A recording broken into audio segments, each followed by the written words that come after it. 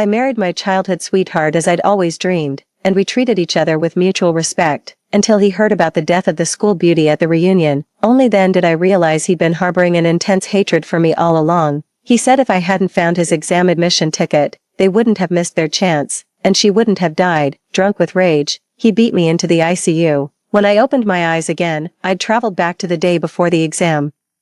Spotted his exam admission ticket tossed in the corner, ripped it to shreds and dumped it in the trash. 1. The school forum went wild the night the exemption exams ended. A post titled "Top Student Ji Zhoubai Gives Up Peking University for Love" makes high-profile relationship announcement racked up thousands of comments within half an hour. The post featured a photo of Ji Zhoubai holding roses while proposing on one knee. So romantic. That's our academic genius for you, casually ditching Peking University for love. Such reckless romance. I'm here for it. Wait, isn't his girlfriend in Ran from class 3? She looks totally different. OMG. It's not in Ran. They've been topping the grade rankings together for years. I always thought they were a couple. That's Su Xin, the scholarship student who just transferred to class 3. It was their post. But somehow I became the main topic in the comments. Everyone's wondering why Ji Zhoubai would rather give up his guaranteed admission to Peking University than stay with me. The answer keeps echoing in my ears. If you hadn't meddled back then, I wouldn't have broken up with her. She wouldn't have been sold off by her father to that abusive bastard. She'd still be alive. Why did you have to give my exam permit to my mother? Why? Do you finally understand her pain now? You killed her. I lost count of how many times he demanded why. But with each question, he'd slam my head against the wall. By the time I reached the ICU, my skull had been shattered. Who could have imagined my death would come down to nothing more than an exam admission ticket? In his past life, Ji Zhoubai deliberately lost his exam admission ticket to be with Su Xin, hoping his parents would give in. Unfortunately, I was the one who found it. His parents forced Ji Zhoubai into the exam hall, where he aced the test and secured direct admission to Peking University. Believing he'd broken their promise, Su Xin left with her father for their hometown, and the two never met again. Mrs. Ji thanked me for my help in bringing the two of us together. The year I earned my Ph.D., Ji Zhoubai and I got married, treating each other with mutual respect, following his mother's advice. I quit my job to become a full-time homemaker. He remained faithful throughout, never once straying. Everything seemed perfectly normal until that class reunion. Ji Zhoubai heard the news that Su Xin had been beaten to death by her husband. He said I was responsible for Su Xin's death, and vowed to make me suffer the same abuse she endured, but I never even knew they had been together. Anran, don't blame me, you brought this upon yourself. When I opened my eyes again, I was standing outside the exam hall holding Ji Zhoubai's admission ticket. Turning around, I saw that carefree figure in the distance, hands stuffed in pockets. I tore his admission ticket to shreds and tossed it into the trash. This time, I'll let you have your way. On the school forum, more and more people were tagging Ji Zhoubai, demanding he personally address their questions. Weren't you dating in Ran? Why did you confess to Su Xin? Are you two timing them? At midnight, he came online. Ji Zhoubai. I was never in a relationship with Ran. It was all her unrequited feelings. I hope everyone can bless me and Xin. Unrequited feelings. But I never loved you either. 2. I've known Ji Zhoubai since we were 7, all the way through high school. He's always been a straight-A student since childhood, knowing way more than me, and constantly teasing me for being dumb. We even got into fights over it, and of course I always ended up losing, when his parents brought him over to apologize. I stubbornly refused and challenged him to get me into Tsinghua or Peking University if he was so smart. From that day on, he became my personal tutor. We spent countless days and nights buried in the library, grinding through practice problems till the wee hours. We've watched the sunrise at 4 a.m. together, and admired the bright midnight moon at 12. When I entered sophomore year, I struggled to keep up with coursework and doubted I had what it took for Tsinghua or Peking University. He gently stroked my hair with a confident smile. With me here, how could you possibly fail? If you don't believe in yourself, at least believe in me. I laughed too, laughing at his show-off act. Our relationship was less like lovers and more like comrades in arms. Comrades may go through life and death together, but love never blossoms between them. In our senior year of high school, a transfer student joined our class, Su Xin. With her tattered backpack and deer-like evasive eyes, so innocent and pitiful, fluttered into Ji Zhoubai's heart like a broken yet beautiful butterfly, leaving no trace. She would steal glances at Ji Zhoubai, only to quickly avert her gaze like a guilty child when caught. Whenever Ji Zhoubai drew near, she'd bow her head to hide her flushed cheeks. She'd secretly slip anonymous notes into Ji Zhoubai's pencil case, scribbling, "This unworthy soul adores you from afar." In the cutthroat world of senior year where grades defined worth, her academic struggles and poverty made her an outcast among peers. Back then, college entrance exams consumed me. I never even noticed her existence. I assumed Ji Zhoubai shared my indifference, until witnessing him pummeling the school bully after class to defend Su Xian. That was the first time I saw him so frenzied, completely out of his mind. Back then, I thought he was just being chivalrous. It never crossed my mind that there was more to it. Only in death did I realize he loved her strength, he loved her fragility, but never me, the wife who fought by his side through it all. Just as I was about to log off the forum, Ji Zhoubai sent me a private message. This is your second chance. I hope you won't come between me and Xinxin again. Second chance. Could he have been reborn too? I cautiously brought up a few topics about the future and received confirming responses. After confirming we'd both been reborn, I couldn't help asking him again, if you hated me so much, why did you marry me? After a long silence, he finally answered, just following our parents' wishes. Enran, I wronged you in our past life. This time around, I hope you won't interfere with my love again. Something heavy settled in my chest like a layer of dust. After a long silence, I simply replied, fine. What I got in return was a glaring red exclamation mark. 3. Ji Zhoubai's response turned me into a pathetic fool chasing after him. The whole internet was celebrating their relationship while mocking my unrequited love.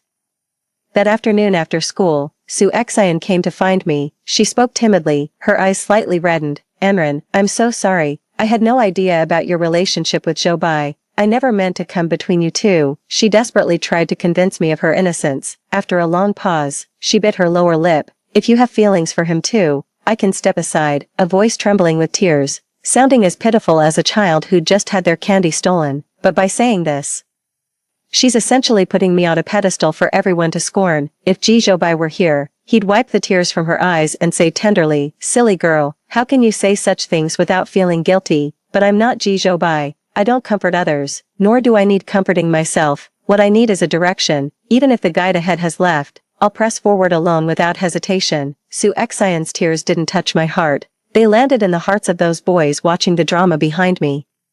They critiqued my retreating figure like judges at a royal consort selection. I'd pick Su Xian too. Who doesn't love a ditzy beauty? Women shouldn't be too smart. No man dares to date an overly clever woman. Even the valedictorian can't handle one. A high-achieving woman like her will probably struggle to find a husband. Sweet girls like Su Xian are way more appealing. A faint blush crept across Su Xian's delicate face. I turned my head, gazing indifferently at the rumors, and smiled. Is it possible that not every woman needs a man to validate her worth? With the experiences of my past life, I realized my value wasn't tied to Ji Zhoubai. Marriage isn't the only path for women. Our journey can lead to careers, mountaintops, or tranquil waters. After all, majestic mountains and crystal waters know no gender. Realizing they couldn't get the upper hand with me, those boys muttered, "You're something else," before slinking away awkwardly. When I turned back, I already had the answer to Sushin's question. I don't like Ji Zhoubai. I just had the misfortune of growing up with him as childhood friends. That's the only connection between us. So rest assured, I won't compete with you for him. Su Xian seemed unconvinced, blinking her tear-glazed eyes as she asked, "Really?" I replied with a playful smile. "Guess, I've followed Ji Zhoubai my entire life, and since he's chosen to stop, it's time I became my own son in this life." 4. When I got home, I heard the mother and son next door arguing. When Ji Zhoubai's mother found out he skipped the exam, she hit the roof. Others would kill to get into Peking University, yet you threw away your chance. What on earth were you thinking? With your grades, getting recommended admission is a sure thing. Why wouldn't you take the exam? More than just recommended admission. In his past life, Ji Zhoubai went straight from Peking University to a PhD program and was headhunted by a Fortune 500 company before graduation with an 8-figure salary. Ji Zhoubai didn't offer a single word of explanation, adamantly refusing all advice. His mother's fury was like shouting into the void. She was fuming while he remained completely indifferent. Seeing me was like clutching at a life-saving straw. Ran. Perfect timing. Talk some sense into this kid. Turning down Peking University for some backwater diploma mill. What kind of future is that? My presence broke Ji Zhoubai's silence. He stared straight at me, voice trembling with conviction. Who says small towns can't breed success? Talent shines anywhere. I'll prove it to you all. Ji Zhoubai's unwavering confidence almost had me fooled. Back when I was still naive about the ways of the world, I used to think the same way. But reality is harsh. In this vast nation of 1.5 billion people, there's always someone more capable than you. In this city notorious for its cutthroat competition, even your food delivery guy could have a PhD. What separates Peking University from Lanxiang isn't just diplomas, it's vision and opportunity. True, gold will always shine, but some gleam brilliantly while others barely glimmer, and some gold remains buried, never to be unearthed in a lifetime. If you want to achieve something, you've got to claw your way to the top. This ruthless world will slap those who want it all right across the face. Ji Zhoubai's stubbornness reached such an unfeeling extreme that Madame Ji locked him out in fury. Only the two of us remained standing in the hallway, the air hung thick with the oppressive heat of early summer. In the end, I was the first to break the silence. Does it have to be this way? He said. You should understand my resolve better than anyone. Yes, I'm fully aware. This clarity came at the cost of death. I took out the key and unlocked the door. As it was about to close, I turned with a radiant smile. Auntie won't let you mess up your college applications. Ji Zhoubai's eyes burned with nothing but defiance. I've got my own ways. No need for your concern. Oh, and don't go looking for her anymore. She's sensitive. I don't want her hurt. I froze for a second, forcing myself to keep smiling. All right, I wish you both happiness. 5. After that, their relationship grew even more passionate. I'm like the villainous supporting character in novels. My sole purpose is to bring the main couple together. Thankfully, this isn't fiction. Ji Zhoubai's withdrawal secured me the school's sole recommendation quota. After receiving the admission letter, I packed my bags and headed north. I suppose we'll never cross paths again in this lifetime. A close female classmate told me Ji Zhoubai became a completely different person after giving up his guaranteed college admission. He stopped going to the library, his grades plummeted, and he spent all his time hovering around Su Xian. Just the other day, Su Xian's father came to school trying to drag her back to their hometown to prevent her from taking the college entrance exams. Ji Zhoubai exploded like dynamite, rushing to Su Xian's defense and driving off that worthless father of hers, vowing to secure her future. I wouldn't have believed the top student could throw punches if I hadn't seen it myself. He nearly got disciplinary action too. You've known him for over a decade. Help me figure out what's going through his head. I think he just couldn't bear to see Su Xian get beaten to death by domestic violence again, so he chose to dedicate his life to protecting Su Xian. The price was my ruined life. I never replied, pretending I'd never known Ji Zhoubai.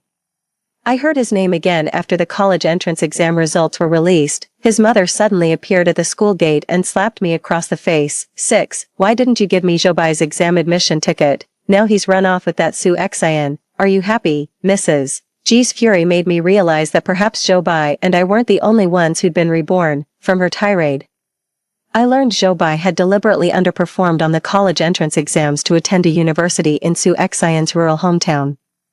Just to be with her, Su Xian remained unmarried too, and the two became the golden couple everyone envied during their university years. Ji's mother insisted I ruined Ji Zhoubai's life and demanded I take responsibility for it. I could only stand in the wind, smiling bitterly. When I picked up his exam slip, he said I ruined him. This time I didn't pick it up, and he still says I ruined him. Don't you think it's absurd that someone's entire life could be ruined by a single exam admission ticket?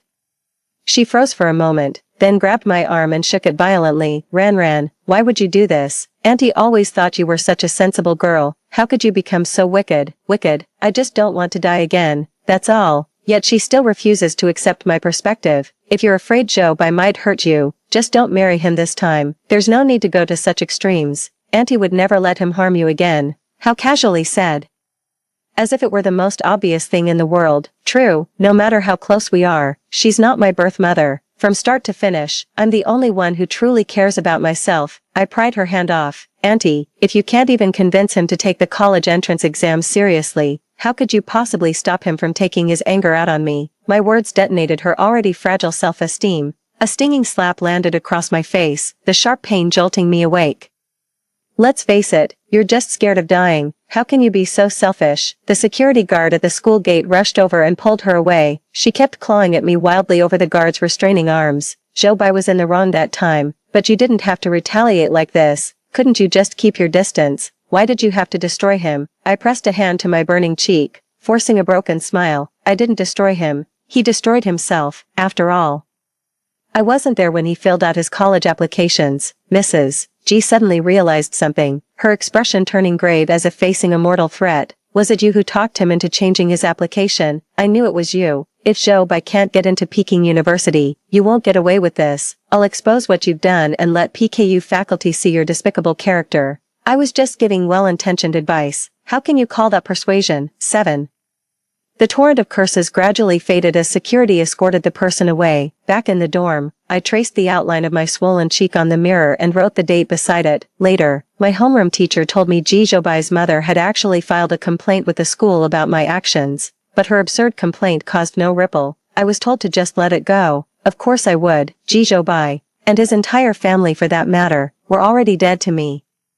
I remained immersed in my demanding coursework until senior year, when an old classmate sent me unexpected news. Jijobai and Su Xian had gotten married. It was a union neither set of parents approved. They skipped the banquet and held a simple gathering at a pub with just a handful of friends. The ceremony was modest, but their faces glowed with happiness. I thought Jijobai was just caught up in the moment. But he actually married Su Xian. They're only 22, that's way too young. Age 22, the exact year Su Xian's father sold her to that abusive man in her past life. Jijobai actually managed to save Su Xian this time. He must be over the moon. Who knew he was such a devoted genius? Su Xian's so lucky. I laughed. 300-something on the Gaokao. Some academic genius you are. You've mastered the art of sarcasm. Sarcasm. Just stating facts. When I checked moments, I realized Jijobai had finally taken me off his block list. Yet I never noticed. Our world stood divided. Like that red exclamation mark that blocked all connection between us, beneath his jubilant social media post, I left a simple congratulatory comment. When I woke the next morning, there was a message from Jijobai sent at 11 p.m. the previous night. He asked me, "Are you still going for your PhD?" I replied, "Absolutely." After a long pause, he said, "Fair enough, no regrets." I left him on read. Jijobai's lifelong regret was never marrying Su Xian. My own regrets, never fulfilling my potential. Never reaching old age. Without him, there'd naturally be no regrets left to haunt me. I resumed living my life as before, with one difference. I never married after earning my doctorate. Just like Jijobai in his prime, I received an offer from a Fortune 500 company before graduation, pulling in a 7-figure salary in my first year. I thought I'd never see that person again. Until one noon when I encountered Jijobai delivering my takeout. 8. At first, I was just picking up my food as usual. The receptionist mentioned a delivery guy lingering by the entrance, which finally caught my attention. He turned and saw me, then quickly pulled down his hat brim and walked away. Jijobai. I could hardly believe the once charismatic man from my memories would reappear like this. This was where Jijobai used to work. He could have been standing here as an executive, but now he's just delivering takeout, though I haven't kept up with him these years. I've occasionally heard about Jijobai from old classmates. Jijobai had believed that even in a small county town, he could still get into Peking University for graduate studies through his own abilities. To everyone's surprise, Su Xian got pregnant just 1 year into their marriage. Under pressure from Su Xian's deadbeat father, Jijobai was forced to shoulder the burden of supporting the family at a young age. He had no energy left for graduate school entrance exams. Truth be told, the academic tracking system during his 4 college years had already closed the door to Peking University for good. Jijobai sent out hundreds of resumes, yet barely got any interview opportunities. At first, he raged against those who valued degrees over ability, still putting up a fight. Repeated rejections drained even the strength to resist. Once grand declarations crumbled into worthlessness under reality's harsh erosion. The boy who proclaimed true gold always shines redefined what it means to wear the emperor's robes. Jijobai stared at me in a daze for what felt like an eternity. 1,000 unspoken words finally condensed into one sentence. "What are you doing here?" To avoid misunderstanding, I explained, "I simply seized the opportunity you let slip away. That's all there is to it." He fumbled awkwardly for conversation. "You changed your number and English name. I didn't recognize you at first." "This has always been my name, just never had the chance to use it before." "What does a housewife need an English name for?" A flicker of guilt crossed Jijobai's expression as he rationalized his mistake. "Good, this way I won't feel guilty either," I sneered. "If your guilt is built upon my suffering, then I want none of it." The dying sunlight cast flickering shadows across his face through the window, roughening his voice as well. "I'm sorry." Jijobai tried to speak again when a voice from behind me cut him off. "Anran, let me treat you to lunch." And this is, the moment their eyes met, both froze in place. Each saw someone who looked remarkably like themselves. 9. Sorry to disappoint, but this isn't some cliché doppelganger drama. Handsome men do share striking similarities. I calmly began introducing Jijobai. Shinpei, my junior from Peking University. The mention of Peking University visibly altered Ji Zhoubai's expression. I thought he'd remember this person, though Ji Zhoubai and I studied different majors at Peking University. Shinpei kept chasing after me those years, vowing to win me over. So after parting with Su Xian, he never cared about me at all. Shinpei asked me, "You two are?" I said flatly. "An old classmate I haven't been in touch with for years."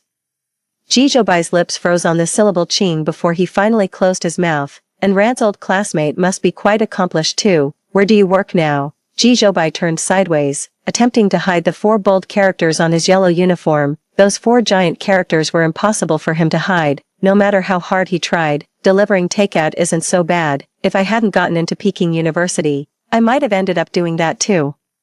Shinpei's obliviousness only grated on Ji Zhoubai's fragile pride even more. Ji Zhoubai's face remained shrouded in shadow, the darkness lingering stubbornly. For a fleeting moment, I thought I caught a glimpse of slyness flashing across Shinpei's face. He patted my shoulder, and ran. "There's a new Japanese restaurant next door with ingredients imported from Norway. You can eat there without worries." Ji Zhoubai seemed to have found his trump card as he stared straight at Shinpei.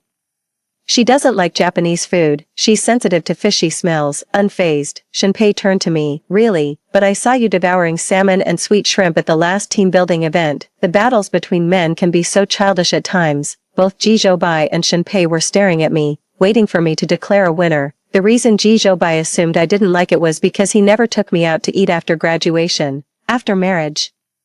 He barely even came home. How would he know what I did or ate alone at home? I declared with a smile. "You've got it wrong. It's your wife who can't stand fishy smells." Ji Zhoubai froze, disbelief written all over his face. He probably thinks I've changed, when in truth, he never really knew me. Shinpei's sarcasm was late but inevitable. "How could you even get this wrong? If it were me, I wouldn't just remember what we ate. I'd know exactly when my wife's period starts." He looked at me and said, "Wish I'd met you sooner. A capable woman like you shouldn't be snatched up by someone else." "Hello, T." We were chatting and laughing, while Ji Zhoubai stood there awkwardly, caught in a dilemma. "Anran, Shinpei didn't give him a chance, linking arms with me. "Let's go." 10. When we got back to the office, Ji Zhoubai had already left. Shinpei said he just couldn't stand the way that guy looked at me, wanted to piss him off. Truth be told, I wanted to mess with him too. But it didn't seem worth the trouble. Life has already taught him a harsh lesson on my behalf. This episode didn't affect my life, and after some time, I received a lengthy text message. The message wasn't signed, but it was clearly from Ji Zhoubai, filled with resentment and frustration about his current situation. He complained about being exhausted after marriage since having a child. Su Xian stopped working and stayed home all day, leaving him to shoulder the financial burden alone. His mother cut ties with him right after the college entrance exams and never visited him once. He's in dire financial straits now and asked if I could put in a good word for him at the company. After all, he did work here before and knows all the company's operations inside out. "And Ran, I know I've wronged you. Please, for the sake of all these years we've known each other, help me just this once. Just get me that referral. And I'm confident I'll land this offer." In text messages, Ji Zhoubai brimmed with ambition. In reality, Ji Zhoubai couldn't even get his foot in the door. The harsh truth, this company only hires PhDs. He's just an average undergrad. If it weren't for delivering takeout, he wouldn't even get past the front gate. Job hunting isn't child's play. You can't just claim you're capable without proof. A diploma may be one-dimensional, but it's still concrete evidence. Every field has its top performers. If you can't even make a name for yourself delivering food, how can anyone believe you're competent? This statement simply doesn't hold water. Yet in such lopsided circumstances, every word from the successful becomes gospel for those desperate to succeed. After replying, I deleted the text and blocked him, pretending the message never arrived. On the eve of Lunar New Year's Eve, I heard Ji Zhoubai's name again. It was a call from the hospital. The doctor said he'd been in a delivery scooter accident, and I was the first contact in his phone. 11. When I arrived at the hospital, Ji Zhoubai was already out of critical condition. He'd broken a leg, lying unshaven on the hospital bed with ashen complexion. He looked utterly defeated, as if he'd aged a decade overnight. The accident happened when he ran a red light on his e-bike while making a left turn, getting T-boned by a car going straight. Fortunately, the vehicles were just accelerating, so the impact wasn't severe, just a fractured shin bone. But losing that client contract meant 3 months bedridden with zero income. Since running the red light made him primarily at fault, he had to cover not only his own medical bills but also the damages to the other vehicle. after all the insurance calculations and deductibles, he still ended up paying over 10,000 yuan out of pocket. That 10 grand, much like the infamous 750-point threshold, seemed just a number on paper, but could crush a person when it came due. Su Xian tended to Ji Zhoubai in the hospital room with their child in tow. Their child will turn 7 after the new year, just about to start elementary school. With Ji Zhoubai's current predicament, he's probably in no position to help even if he wanted to. Su Xian had her back to me, making her features indistinguishable, yet the hunched curve of her shoulders bore unmistakable marks of life's hardships. She peeled an apple for Ji Zhoubai. You're always in such a hurry. I told you to ride slower. What would I do if something happened to you? Our son still needs to go to school. Where am I supposed to scrape together that kind of money? Her soft, helpless sobs transported me back to that summer when she said she'd let me have Ji Zhoubai, but this time, she received no mercy from Ji Zhoubai. With a loud thud, the apple tumbled to the ground. Money, money, money, that's all you ever think about. Do you know why I'm in such a hurry? It's all for you and our son. If I don't push myself this hard, who's going to respect me? I'm killing myself out there while you're living it up at home without earning a dime, and now you're blaming me. I must have been out of my mind to give up so much for you. A torrent of rage swept through like those fiery sunset clouds, beautiful yet stinging to the eyes. Su Xian stood there dumbfounded, completely clueless about what she'd done wrong. Seeing his daughter being bullied by Ji Zhoubai, Su Xian's father yanked him to the ground and started viciously kicking his legs while hurling abuse. You're a damn loser blaming my daughter. If you hadn't promised her a future, I'd have married her off to the nouveau riche in my village as a wealthy housewife. You fucking deserve this. How dare you lecture my daughter? I'll beat you to death. Ji Zhoubai was beaten to the ground, howling like a rat scurrying across the street, dragging one leg. He crawled forward to escape his father-in-law's brutal beating. Just 1 meter from the ward, he spotted me standing outside watching the drama unfold, and ran. 12. At the sound of my name, everyone froze in unison, casting complicated glances toward the door.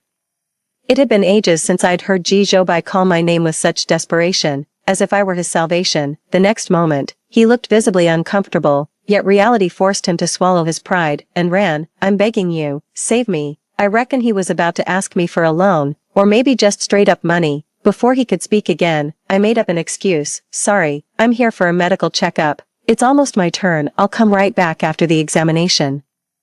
A flicker of dejection passed through Ji Zhoubai's eyes before hope quickly reignited. You must come back. I'll be waiting. Wait then. I quickly stepped out of his sight and went to ask the hospital about the phone call. The nurse on duty told me I was listed as love in Ji Zhoubai's contacts, so she assumed I was his lover. It wasn't until she scrolled further that she found another entry labeled wife. Must have been a mix-up. I forced an awkward smile and told a white lie. My name's Xiaoai. We're not that close, so please don't call me about him again. The nurse apologized and removed me from Ji Zhoubai's emergency contacts. I left the hospital and got back to my own life. As for Ji Zhoubai, let him wait. Nothing is more despairing than watching hope slip away moment by moment before your eyes. Perhaps truly desperate, Su Xian came to my office 3 days later. I invited her to a cafe, just like old classmates catching up. That tattered yet beautiful butterfly that once fluttered into Ji Zhoubai's heart has now withered to a dull yellow. Her hands bore the marks of endless household chores. The clarity had faded from her eyes. After a long silence, she finally gathered the courage to ask me, Anran, why do you hate Zhoubai so much? Just because he chose me over you back then, no matter how much you can't let go of him. Look at the state he's in now. Have some mercy on him. My head is killing me. What a ridiculous argument. In her eyes, or in the eyes of many, I'm just someone who'd destroy Ji Zhoubai if I can't have him. I do want to ruin him, but what I really crave is watching him rot from within. Ji Zhoubai's mother was right. I truly am wicked, but what do you expect from someone missing half their brain? Ji Zhoubai has smashed my brains to pulp. Did he ever think to show me mercy while slamming my head against the wall over and over? After death, I lingered in the air for a long time, watching in horror as my mangled body lay in the ICU, half my skull caved in, face swollen and bruised like some ghoul. After what he did to me, it'd be weird if I just let it go, but Su Xian knew nothing about this. Don't worry, this is between him and me, you won't be involved. As I stood to leave, Su Xian grabbed my arm in agitation. Just 10 grand, please, I'm begging you. I stopped in my tracks, not out of pity, but at the sight of the bruise peeking from Su Xian's sleeve. She hastily pulled down her sleeve, avoiding my gaze. Seeds of suspicion took root in my mind. In this life, Su Xian never met the nouveau riche who abused her, and judging by her father's demeanor that day, he didn't seem the type to hit her either. that left only Ji Zhoubai. Her unusual reaction confirmed my suspicions. I pulled a business card from my bag. If you ever need help, here's a divorce lawyer's contact. She didn't answer, just clutched my sleeve and knelt on the ground begging. Please lend me 10,000 yuan, I swear I'll never bother you again. In the end, I gave her the money, considering it the price for peace, and true to her word, Su Xian never showed up again, because she was dead. 13. The news of her death reached me during a class reunion after the new year. The class know-it-all said Ji Zhoubai became uncharacteristically violent after breaking his leg. Right around that time, Su Xian's father kept pressuring her to marry some nouveau riche, which sent Ji Zhou into a rage. He beat her mercilessly. When Su Xian sought a divorce lawyer out of desperation, Ji Zhoubai found out and beat her into intensive care. Just heard the news the other day, they're already gone. Everyone was deeply saddened. Nobody understood how that once passionate campus romance that set the whole school abuzz could end up like this. It hit me particularly hard. The man who vowed to protect Su Xin ended up being the one who took her life with his own hands. Yet this didn't come without warning signs. Didn't he beat me to death too? People say he's just another abusive husband, no different from that nouveau riche. We poured a cup of wine on the ground, toasting our departed classmate and the youth we've lost. A few days later, I came across news about Ji Zhoubai. It was featured on a legal affairs program. Former top student murders wife to spite mother. Is this the corruption of humanity or the collapse of morality?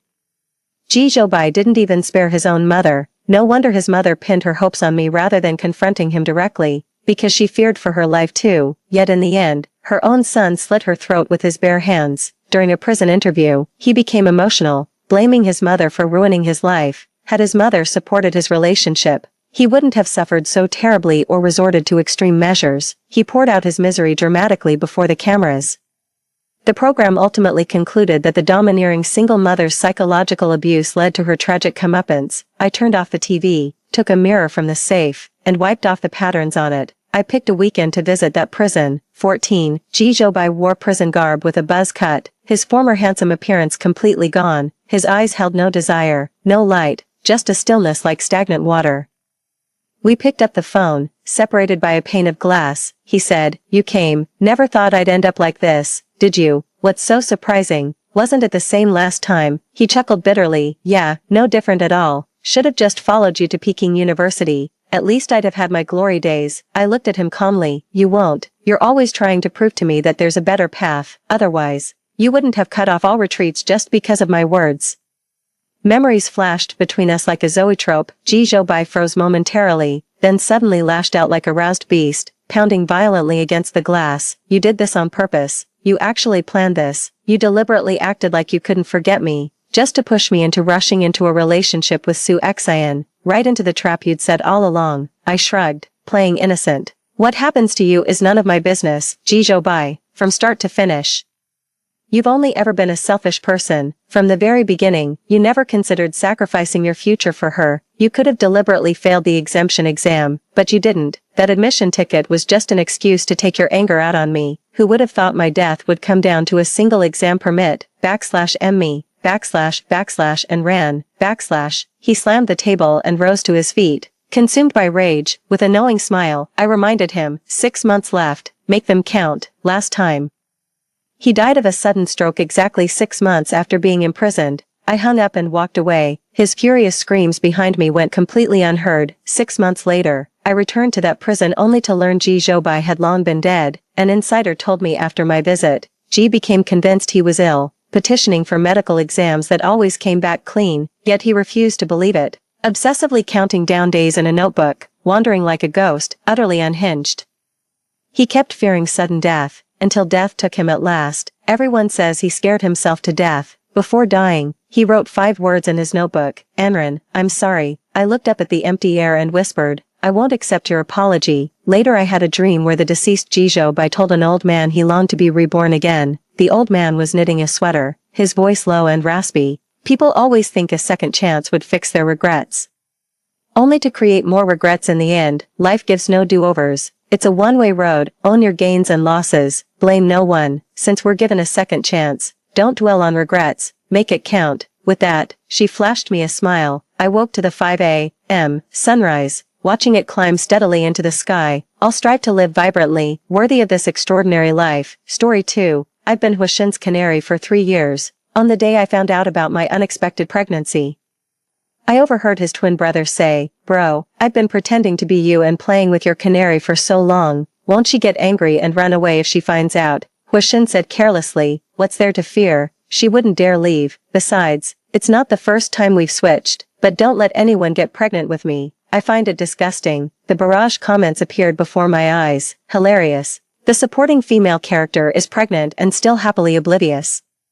Unaware that Huishin never touched her, it was his twin brother who got her pregnant. Huishin's heart belongs only to the female lead. Even if the supporting female character is carrying his child, he'll make sure she disappears with the baby, without crying or making a scene. I continued playing the role of a caged canary for the fake Huishin. Secretly, I scheduled an abortion and booked an international flight. When he caught me at the abortion clinic, he went berserk and choked his younger brother, "Who gave you permission to touch her?" 1. On the day I found out about the unexpected pregnancy, I went to the club Huishin frequented in heavy rain. When I arrived at the club, my hair was slightly damp from the rain. Just as I was about to push open the club's door, I heard Huishin's cold voice coming from inside. "Had enough fun? When are you switching back?" His twin brother Huichia said, "No, we haven't had enough fun yet."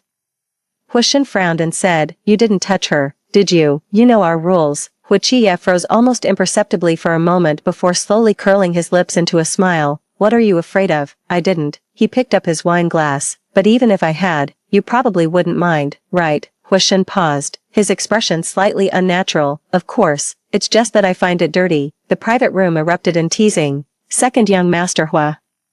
"You're even playing with a woman your brother has already had." "Nonsense. Don't blame second young master Hua." With a face like Xiaoji's, who wouldn't want to play with her? Her figure is curvaceous in all the right places, with a peach-like bottom that looks ripe for the picking. It's just that young master Hua stays away from women and won't touch her. The woman sitting beside Huishin burst into laughter. "Why does Xiaoji feel like a public toilet? Anyone can have a go."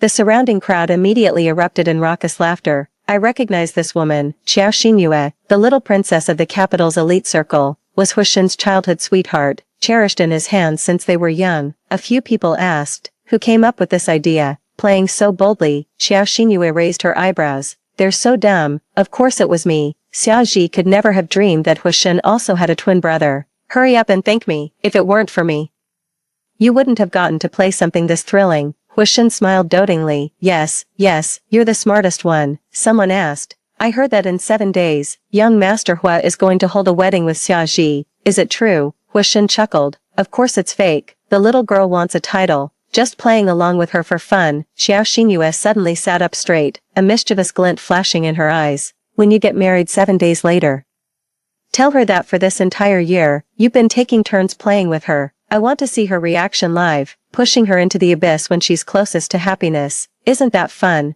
Huishin smiled helplessly. "How old are you?" "Still acting so childish." Xiao Xinyue pouted. "No matter how childish I am, you've always given me everything I wanted since childhood, but you should also be careful. Don't accidentally get her pregnant while playing around. These slum women can be very troublesome when they get pregnant." Huishin frowned slightly. "Don't joke like that. We've never touched her." Xiao Xinyue tilted her head impressed. "Then what if she really gets pregnant by accident?" Huishin smiled indifferently. "Then just make her leave, right?" Huichia was momentarily dazed. Hearing Huishin call him, he belatedly responded, Comment, LMAO. Huichia claims he's never played before, but he's actually been sleeping with her behind his brother's back for ages. The female side character is happily oblivious about her pregnancy, unaware that Huishin never touched her. It was his twin brother who played with her until she got pregnant. Huishin only has eyes for the female lead. Even if the side character were carrying his child, he'd make both her and the baby disappear. So satisfying. Huishin remains chaste for the female lead, while Huichia just used the side character for practice. Now this is the kind of pampered protagonist story I should be reading. I stared at the pregnancy test in my hand, showing 2 clear lines. When I ran here through the rain, I originally wanted to tell Huishin this news immediately. I'm really pregnant. Now it seems there's no need for that anymore. 2. That same afternoon, I scheduled the abortion procedure and bought a plane ticket for 7 days later. It was the same day as the wedding. The sugar daddy sent living expenses these days, so I could still make some extra money. Since they wanted to reveal the truth at the wedding to humiliate me, then why don't I run away from the wedding first and turn their script into a complete joke? Anyway, after all these years of being a full-time canary, I've saved quite a bit of money, especially recently.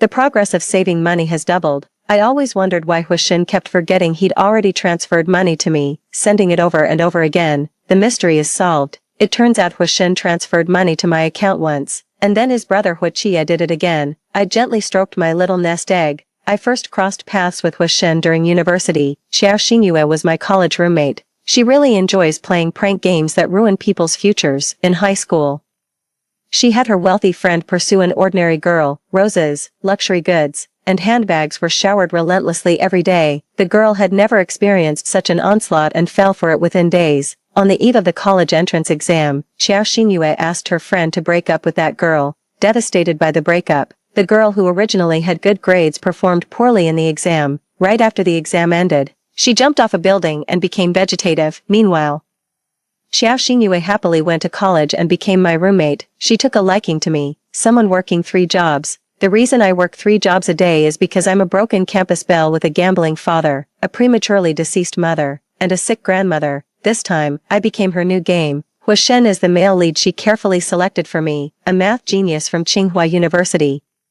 The campus heartthrob whose candid photos go viral with hundreds of millions of views when posted online by random passers-by. Also the eldest son of the Hua conglomerate family, with limitless future prospects. She sought Huishin to strategize about me, aiming to make me his girlfriend. According to Xiao Xinyue's script, Huishin would spoil me with money and corrupt me, wait until I get used to all this, then dump me, leaving me utterly shattered by the immense.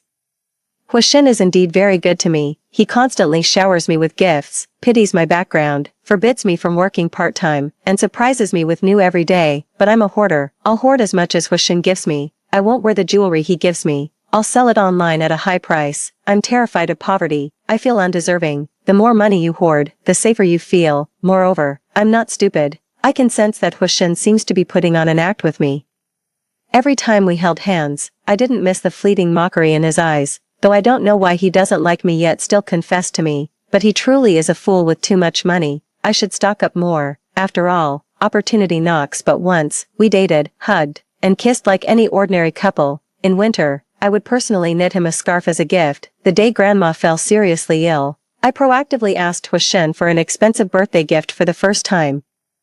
I remember Huishin first froze for a moment, then smiled. I didn't forget the wild joy and amusement that exploded in his pupils, like a venomous snake finally flicking its tongue. They thought I must have been spoiled rotten, corrupted. Everything went according to plan. The next day, Huishin took the initiative to break up with me. Xiao Xinyue was waiting to see me unable to bear the impoverished life after the breakup, making a scene, clinging desperately to Huishin, and making a complete fool of myself. But she found that I was still the same as before, working part-time when needed, attending school as usual, returning to a mundane daily routine, just a small liberation, reduced from 3 jobs a day to 2. Sometimes you can add a small sausage and an egg to instant noodles. After the meal, have a cup of AD calcium milk, and gain 3 pounds. She didn't pester him daily to reconcile or act desperately over Huishin.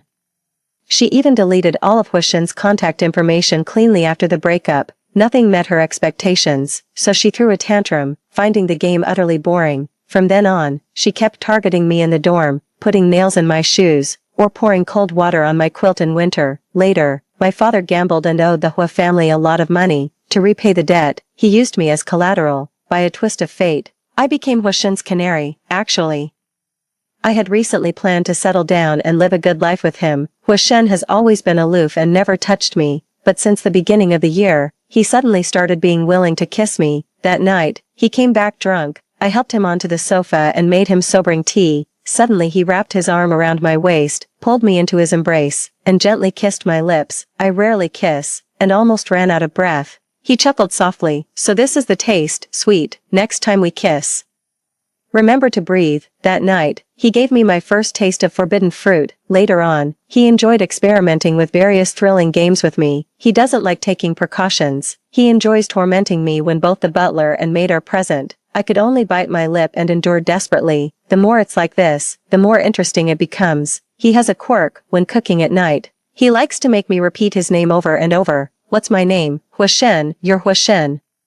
Wrong, say it again. What's wrong with you? Huishin, He suppressed the ferocity in his eyes. The more his name was called, the fiercer he became, although he acts a bit strange when cooking, like a mad dog that needs to be petted the right way, but he loves to act spoiled, enjoys kissing me, knows I have a sensitive stomach, and makes me warm porridge to soothe it. He would set off fireworks all night in Jiangqing on my birthday. As grand fireworks exploded in the sky, he patted my head and said, "Baby, let's live our days well together." When I have nightmares, he wakes me up, carefully holds me in his arms and says, "Sweetheart, don't be afraid." I gradually started to feel that I might be developing feelings for him. A few months ago, he pinned me on the bed again, refusing to use protection. I asked, "What if I get pregnant?" He kissed me and said, "Then have the baby, I'll take care of it." He was the one who proposed marriage. That night, after everything was over, he leaned over me and said, "Baby, stop being a lover, be my beloved instead." Looking back now, from the very first time we rolled into bed together, that person wasn't Huashen, but Huachia, wasn't it? And the marriage proposal was just a new prank game. I truly did consider keeping this child. Now it seems there's no need for that anymore. 5 days left before going abroad. I can now easily distinguish between the two brothers. Huashen is cold, gloomy, rarely smiles, and a workaholic. Huachia loves to act spoiled, has a mole on his Adonis belt, visible every time he strips naked for business. I don't know if Huashen has this mole down there. He's never touched me. This morning when I went downstairs, Huashen was sitting there reading a newspaper with gold-rimmed glasses. Xiaoji, dress nicely today, we're having guests. Only he would read newspapers early in the morning, wear gold-rimmed glasses, and still sounds so indifferent. It's really Huashen. The barrage is extremely excited. He. Today I'm finally meeting Huachia in person. The female supporting character has been thoroughly played by Huachia. He knows all her sensitive spots, yet she has to pretend not to know him. Must be quite frustrating. People in the slums are all like this. They'll endure anything for money. Our girl is much better. A true leading lady who never depends on others. This meeting is just setting the stage to publicly humiliate the supporting female character on her birthday. I can't wait. The female lead is such a scheming little drama queen. I love it. I went upstairs to change clothes. At noon, Huachia and Xiao Xingyue arrived together. Seeing Huachia, who looked exactly like Huashen, I pretended to be startled. Showing just the right amount of surprise, Huashen introduced him to me. "This is my twin brother." He just returned from a business trip abroad. Huachia proactively extended his hand to me. "Hello." I also shook his hand. "Hello." I smiled. "I didn't expect you two to look exactly alike." Huachia's expression remained unchanged, his smile gentle and harmless. "There's still much you don't know." Sometimes I really admire Huachia. Despite having slept together countless times, he can still pretend we're strangers. Xiao Xingyue smiled. "No need to introduce me. Xiaoji and I were college roommates." She took my hand proactively. "I heard you're getting married soon. Huashen and I have discussed it. I'll be your bridesmaid." Before the words faded, the chef came to inform us that the dishes were ready. At the dining table, Xiao Xingyue sat between Huashen and Huachia, resting her chin on her hand. She asked me with a smile, "Xiaoji, have you noticed any changes in Huashen recently?" I knew why she was deliberately asking this.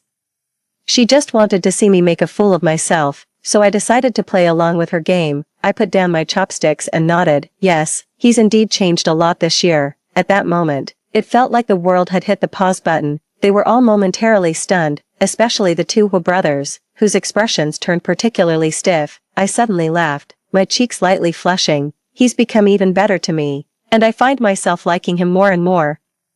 Huashen looked at Huachia with an unpleasant expression. During the meal, Huachia naturally placed the peeled shrimp into my bowl and said affectionately, "Sweetheart, garlic butter shrimp, shelled, just how you like it." The next second, we were both stunned. He suddenly seemed to realize something, yet his expression remained composed. "My brother likes to call you that. It just rolls off the tongue." I nodded. "You're quite the kind one, aren't you?" Huashen shot Huachia a warning glance. I ignored them, popping the peeled shrimp into my mouth and chewing away. I frowned. Not good, fishy, feeling nauseous. I covered my mouth and rushed into the bathroom. After vomiting, Xiao Xingyue looked at me meaningfully and said, "Could it be morning sickness?" The gazes of Huashen and Huachia simultaneously fell upon me. I said, "No, I've had an upset stomach recently." "What's wrong with vomiting?" "It's good. Vomiting helps you lose weight." Huashen put down his chopsticks with a forced smile. "If you get any thinner, you'll feel bony to the touch."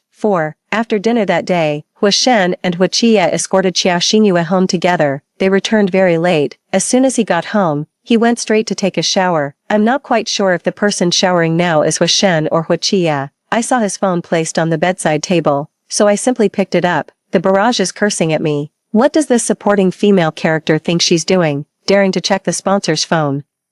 Does she have a death wish? Is she even worthy? What's there to fear? It's password protected. The password is Xiao Xinyua's birthday. That idiot will be trying until the year of the monkey. Oh, thank you. After all, we used to be roommates. Xiao Xinyua always made a big deal about her birthday every year. It was hard not to notice. I quickly entered Xiao Xinyua's birthday. The phone unlocked as expected, opening WeChat. I scrolled through the chat history between Huashen and Huachia. Huashen.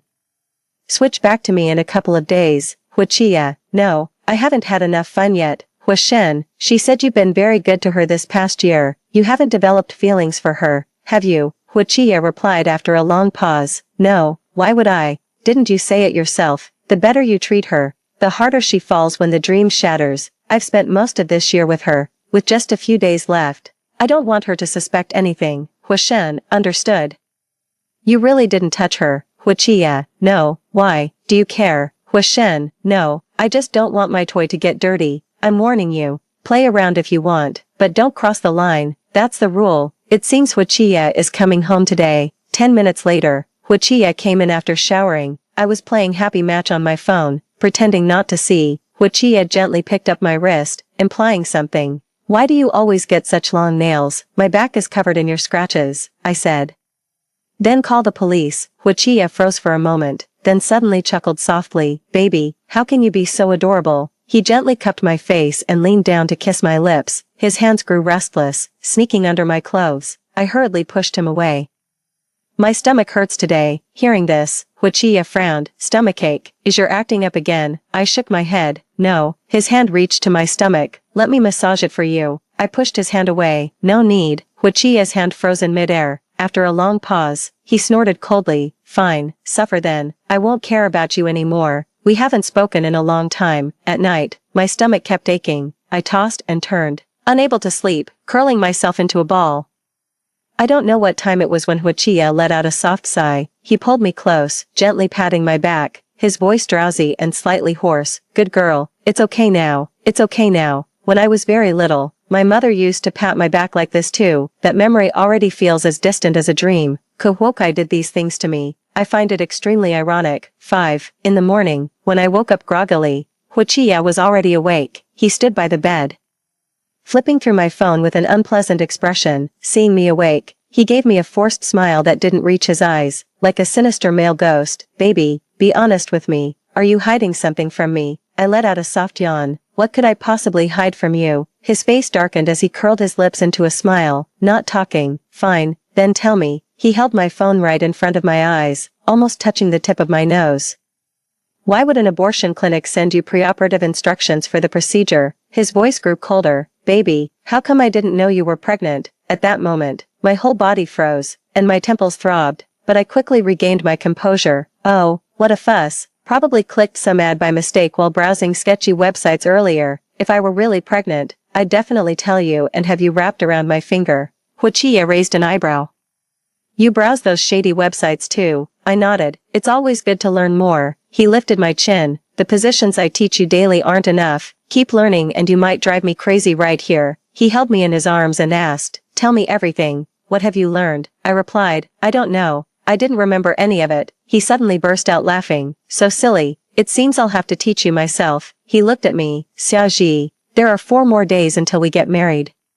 On our wedding day, I'll make you the happiest bride in the world. Okay, I didn't respond, because we won't get married, and there won't be a future for us. 6. Huashen and Huachia are both busy preparing for the wedding. I was busy packing for my trip abroad and transferring all the assets I had obtained from the Hua family. I have a good friend abroad named Su Yen, who had already booked a hospital bed for my abortion procedure. She also helped me find an apartment abroad with the floor-to-ceiling windows and large balcony I love. The living expenses had also been transferred, still split into 2 payments. Each person gives their own share. In the afternoon, Huachia took me to try on wedding dresses. He poked my belly. Your tummy's a bit round lately. What delicious things have you been eating? Covering my stomach, I said. None of your business. He laughed. We're about to get married, yet your temper has grown. He lifted my hand and slipped a ring onto my ring finger. It had a diamond as big as a pigeon's egg. He hugged me. Wonderful. You'll soon be mine. Held in his arms, I let out a soft murmur. The barrage comments revolted. I've had it with this shameless woman. Does she really think he'd marry her? The audacity. If she had any dignity or self-respect, she'd have left after overhearing those words. Gold digger confirmed. You're right.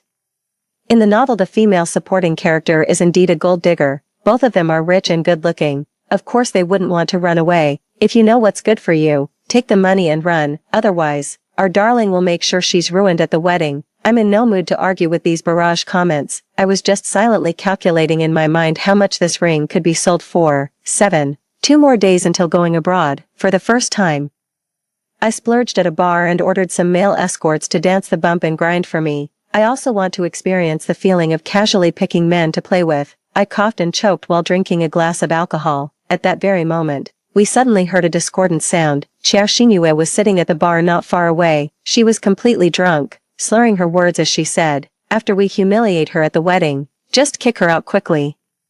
It's annoying seeing her squeeze between you guys every day." For the first time, Huishen didn't immediately comply with her request. Instead, he remained silent for a while before speaking slowly. "Let's talk about this later." Xiao Xingyue paused for a moment, then looked at Huichia. "Chia, what do you think?" Huichia also averted his gaze. "She's so clingy to me." "No, clingy to my brother. If we just send her away, I'm afraid she won't be able to handle it." Xiao Xingyue showed displeasure on her face. "You're not going soft on her, are you?" Back in college, you all agreed to the plan of pranking Xiaoji. At the time, the prank didn't work, and Xiaoji didn't even act heartbroken over the breakup. Weren't you two also unhappy and wanted another chance to mess with her? Now that we finally have the opportunity, of course we should trample her into the mud. Their drinking buddies also chimed in to smooth things over. "Xiao Xingyue cares about you two way too much. What's Xiaoji worth? Just play with her and throw her away when you're done. Do you really have the heart to make Xingyue sad? Don't forget, when we played role-playing as kids, you fought to play Xinyue's husband. You've watched Xiao Xingyue grow up. You'd give her the stars in the sky if she asked. There's no need to refuse such a small favor. If she's really being difficult, Huishen might as well reward her with a breakup hookup. After all, you haven't touched her all these years. Let her have this one." The barrage comments erupted into arguments. What's up with the Hu brothers? Weren't they always doting on their little sister before? You don't think they've fallen for the supporting female character, do you? Huichia too. After cooking with the female supporting character so many times, wouldn't they develop feelings over time? You're overthinking it. In the novel, when they found out the female supporting character was pregnant, they locked her in the basement and tortured her to death. I didn't look at those bullet comments, holding my breath as I waited for their response. After waiting for a long time, I heard Huishen speak softly. I understand." At that moment, my heart skipped a beat. As expected. 8. On the wedding day, Huishen wore a perfectly tailored black suit. Looking extraordinarily handsome, Huichia was dressed in a white groom's suit, standing out like the moon among stars. Xiao Xingyue wore her custom-made bridesmaid dress, resembling an evening gown, even more luxurious than my privately tailored wedding dress, like a little princess, holding a video camera, ready to film my breakdown and despair at any moment, turning it into her trophy. Every victim of her prank games gets filmed as her keepsake, probably wanting everyone to see how I was played by 2 men for a whole year, becoming their rotating plaything in this farce. Xiao Xingyue even arranged for someone to livestream it. The people in the livestream didn't know what was happening, but seeing it was a newlywed couple, they all came to offer their blessings. She smiled at the camera and said, No, I'm not the bride, just the childhood friend of the groom and best man. I've been doted on by these two since childhood, so of course I had to be the bridesmaid at his wedding. Really, I'm not as beautiful as you all say. If you keep praising me like this, the bride will get upset. She's actually quite petty, but today, I'll also be giving the bride a big gift. I hope you'll all look forward to it." Hearing this, the livestream audience also started discussing today's bride. By noon, when all the guests had gradually arrived, the bride still hadn't shown up. Huishen's expression changed as he slowly realized something was wrong. He called me, only to find he'd been blocked. He messaged me again. "Xiaoji, it's our wedding day. Don't pick today to be difficult with me." At that very moment, the banquet guests let out cries of astonishment. The wedding's large screen displayed the complete footage from the club that day. Huichia's voice was the first to be heard. "Bro, I've been pretending to be you and playing with your canary for so long. Wonder if she'll get mad and run away when she finds out. What's there to fear? She can't bear to part with it. Besides, it's not the first time we've switched But don't let anyone get pregnant, I find it disgusting. I heard young Master Hua is holding a wedding with Xiaoji in 7 days. True or false? Of course it's fake. The little girl wants a title. Just stringing her along for fun. Why does Xiaoji feel like a public toilet? Anyone can take a turn playing with her. After you get married in 7 days, tell her you've all been taking turns with her this whole year. I want to see her reaction live. Pushing her into the abyss when she's closest to happiness. Isn't that fun? The wedding instantly descended into chaos. At the end of the video, the screen was dominated by a mocking yellow emoji sticking out its tongue, accompanied by several lines of text. Game over. Satisfied now. Oh, by the way, Huichia, I've been too embarrassed to say this, you're terrible in bed. This whole year, I didn't enjoy it one bit. Not as good as the 8 male models I ordered. Farewell.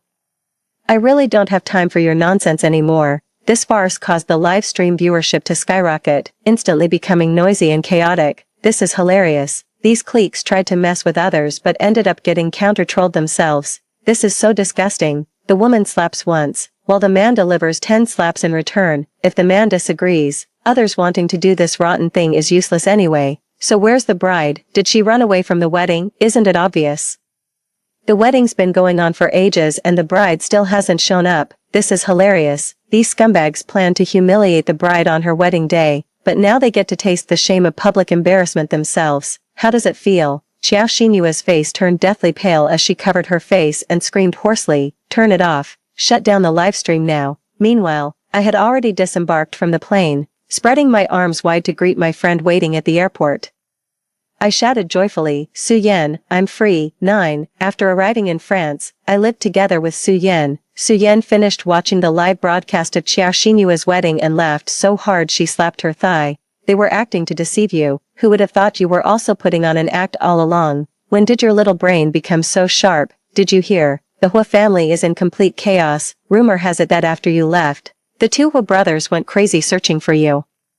This didn't surprise me. After all, I thoroughly humiliated them before leaving, especially Huichia. I made a point of emphasizing how terrible he was in bed. To be fair though, he's actually quite skilled in that department. He always brings me to the brink of ecstasy, but since I'm leaving without a second thought, I had to be heartless like this. I took a bite of the apple. By the way, Su Yan, how's my abortion appointment going? Su Yan said, "Don't worry, you just need to do some tests." Okay, let's do it as soon as possible. Got it. Su Yan accompanied me to the hospital for various tests. I underwent a painless abortion procedure. A week before the surgery, Su Yan bought me a Wangzai snack gift pack to comfort me and told me not to be nervous. Holding the gift pack, I teared up. How could life be the same with just anyone? On the day of the surgery, I lay on the hospital bed, was given anesthesia, and gradually lost my ability to move autonomously as my consciousness grew increasingly unclear. At that moment, someone approached me. Is it the doctor? The footsteps grew closer and closer. I struggled to open my eyes. I couldn't tell what I saw, but a chill ran down my spine. Then came the creeping horror. The person entering was not a doctor. It was Huichia, and a group of black-suited bodyguards from the Hua family. The last voice in my heart told me, "It's over." I wanted to move, to escape, but the effects of the general anesthesia had already left me immobile. I was like a lamb to the slaughter. In the last moment of consciousness, Huishin gently leaned down and carried me out. Huichia stood behind him, clenching his fists. 10. I woke up in an unfamiliar villa. Huishin sat quietly by my bedside. Around his neck was the navy blue scarf I had knitted for him years ago, which clashed awkwardly with his high-end tailored clothes. Noticing I was awake, he looked at me with a slightly hoarse voice. "You're awake. Are you hungry?" I gazed at him. "Why are you here?" He sighed softly and gently patted my head. "There's always a way to find you." I nervously shrank back. "Why look for me? To torment me?" Seeing me retreat, he paused, frowning. "Why think that way? Have I ever done anything rough to you? If that's the case, then let me go. Don't even think about it." He held me tight. "From now on, I won't let you go anywhere." From that day on, Huishin imprisoned me in this villa. I started a hunger strike, refusing to eat or drink anything every day. Upon hearing this, he sat in front of me holding a bowl. "I know I've wronged you, but you shouldn't hurt yourself." From beginning to end, I only said one thing: I want to leave.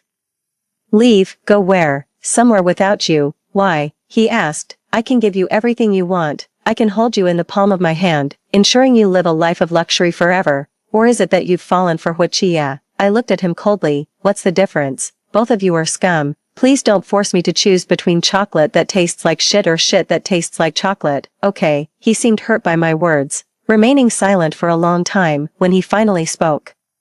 His voice was slightly hoarse. Xiaoji, the truth is, I actually wanted to marry you properly. That day, I already warned Huiqia not to listen to Qiao Xinyue's words, not to say anything to you, to let you get married peacefully, and in the future, I won't let him near you again. I sneered coldly. You were quite generous when you sent me to your brother's bed. His face turned pale. I never thought of it that way. I never let him touch you. That was our rule. I didn't know he would do that. I know you're hurting and feeling wronged right now. Don't worry, I'll arrange for more authoritative doctors and caregivers immediately. I'll make sure you don't suffer at all during the abortion. I won't let Qiao Xinyue bully you anymore. I've already bankrupted her family. I'll compensate you with everything I have. Let's pretend nothing ever happened. Whatever you want, I'll give it to you. I suddenly raised my hand and slapped him hard across the face. Dream on. You think I can just forget if you tell me to, as if it were that easy. Huishen turned his face slightly from the force of my blow. He wiped the blood from the corner of his lips. Feel better now. If not, keep going, I said coldly. Get out. After a long silence, he slowly stood up. I'll come back tomorrow. That night in my dream, I curled up under the blanket and dreamed that I was lying on my dorm bed crying. I never told anyone about it. I secretly cried the day Huishen and I broke up in college, but I've grown accustomed to not showing my scars, to silent tears. Did I ever like Huishen? I suppose I did. Otherwise, why would my heart ache so much that night we broke up? Why did it hurt so badly? Why did I spend the whole night reflecting on myself, regretting asking Huishen for a gift? I clearly knew he never liked me in the first place. In my dream, I felt someone gently cover my eyes. He said, "Sweetheart, don't cry, don't cry." The next day, I opened my eyes. The person standing before me was Huiqia. Huiqia stole me away. He had injuries on his body, with dark bruises on his neck. His eyes were bloodshot, looking like he hadn't slept well for a long time. He said to me, "I'm sorry, I feel somewhat numb. I've heard too many apologies these days." He looked at me with concern. "Did he do anything to you?" I said. "Don't you find it ironic to ask me these things? These two people who keep hurting me, neither is any better than the other." He pressed his lips together. He wanted to ask me why I didn't tell him I was pregnant, but he opened his mouth, only to find himself unable to speak. "Yeah, they said it themselves, got pregnant, and they kicked me out." He knew he had no right to ask again. He clenched his fist. "Xiaoji, you knew this was just a game all along, so this whole year, every time you kissed me, hugged me, entangled with me, every I like you said to me, were they all just an act?" I wanted to say to him, "Yes, you're right, all of it was just an act," but in the end, I let out a long sigh. "Huiqia, I'm not a professional actor. You can't fake liking someone. The day you kissed me first, I was so happy I couldn't sleep all night, thinking you'd finally decided to treat me well. I told myself, then I'll repay your kindness doubly. I did think about having a child with you, living a good life together." His pupils trembled violently, the color draining from his face inch by inch. I looked at him, my voice calm as if narrating someone else's story. "I admit, I was overjoyed when you filled the city with fireworks for my birthday, woke me from nightmares, and patiently soothed me to sleep no matter how tired you were. You promised me a grand wedding and talked about having a child together. I believed every word until that day when I overheard those words at the club. I even started leafing through poetry books, secretly imagining what we might name our child. That day, I rushed through the pouring rain to find you. I just wanted to tell you I was pregnant, but I'm not cheap. No one can endure hearing that the person they like is being passed around for fun. I can tell you very clearly now. I hate you all." His eyes grew moist. He raised his hand to touch me but suddenly pulled back, his lips bitten until they bled. "Please, don't sentence me to death like this. At least tell me, what can I do to ease your hatred even a little?" The wind outside rolled dead leaves against the window pane, gazing at the shattered light in his eyes. I whispered, "Let me go." He clenched his fist and drew a trembling breath. After a long pause, fragmented syllables finally forced their way from his throat. "Fine, I'll let you go." 11.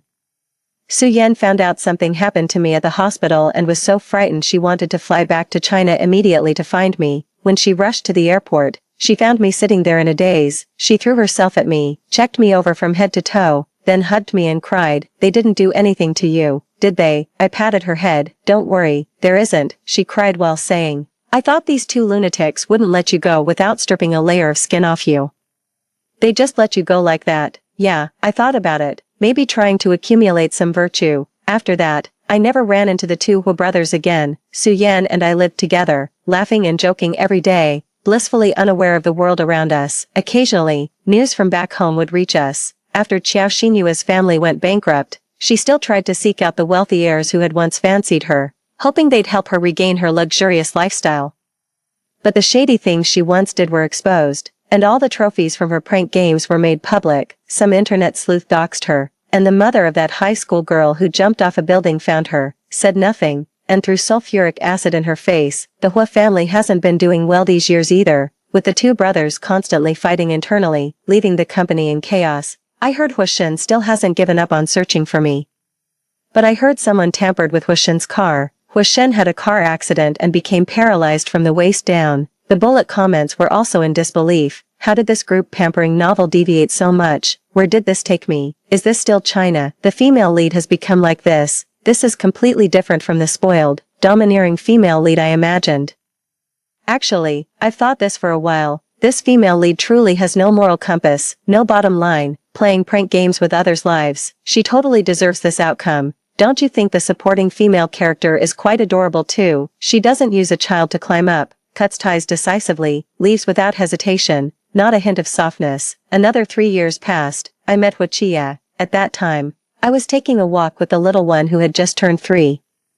When he saw the little girl in a dress beside me, his eyes lit up. Xiaoji, is she? I knew what he wanted to ask. I interrupted him. It's not yours. I'm married. He remained silent for a long time. Finally, he awkwardly uttered a few words. Right, that's good too. He left in embarrassment. I breathed a sigh of relief. Actually, I didn't remarry. That day at the abortion clinic with Su Yan, after much hesitation, I ultimately couldn't bring myself to go through with it. A few more years passed, and my daughter grew increasingly beautiful. He's looking more and more like Hua Chia. Hua Chia isn't stupid. Of course he could tell the child was his. All these years, he's been transferring money to my account anonymously, but he didn't dare to come find me. At 7 in the morning, I yawned while curled up in bed. My daughter patted me with her backpack on. Mom, I'm off to school. I kissed her and said, Sweetie, remember to bring Mom 2 starch sausages after school. Extra cumin please. My daughter laughed. Got it, my gluttonous mom. Extra. The day Hua Chia let Xiaoji go, he actually wanted to say something all along. At first, it was indeed following Qiao Xinyua's words, coming to prank her, but Xiaoji was too well behaved, crying silently like a kitten. When she cried, he found his own heart aching in sync with her sobs. Unconsciously, he found himself beginning to fall for her. At first, it was sweet, but gradually, he began to fear Xiaoji discovering the truth. He was immersed in the lies he had woven, desperately trying to be good to her. He wanted to live a good life with Xiaoji, but he didn't know whether Xiaoji truly liked Hua Shen or himself. He even wanted to make Xiaoji pregnant with his child, using the child to gain status. This was his only chance of winning. On the wedding day, he wanted her to know the truth, yet feared her knowing it. Had enough fun. When are you switching back? As for her, be gentle when revealing the truth. Tell everyone that he loves her deeply and dearly. On the day Xiaoji was caught having an abortion, Hua Shen went mad, gripping his neck. Who allowed you to touch her? He had never gone this crazy before. Hua Chia thought, perhaps Hua Shen loved her too. Those two people really got what they deserved. He wanted to tell Xiaoji that he had told many lies, but the one thing that was true was his love for her. But the words stuck in his throat, impossible to utter. He thought, forget it.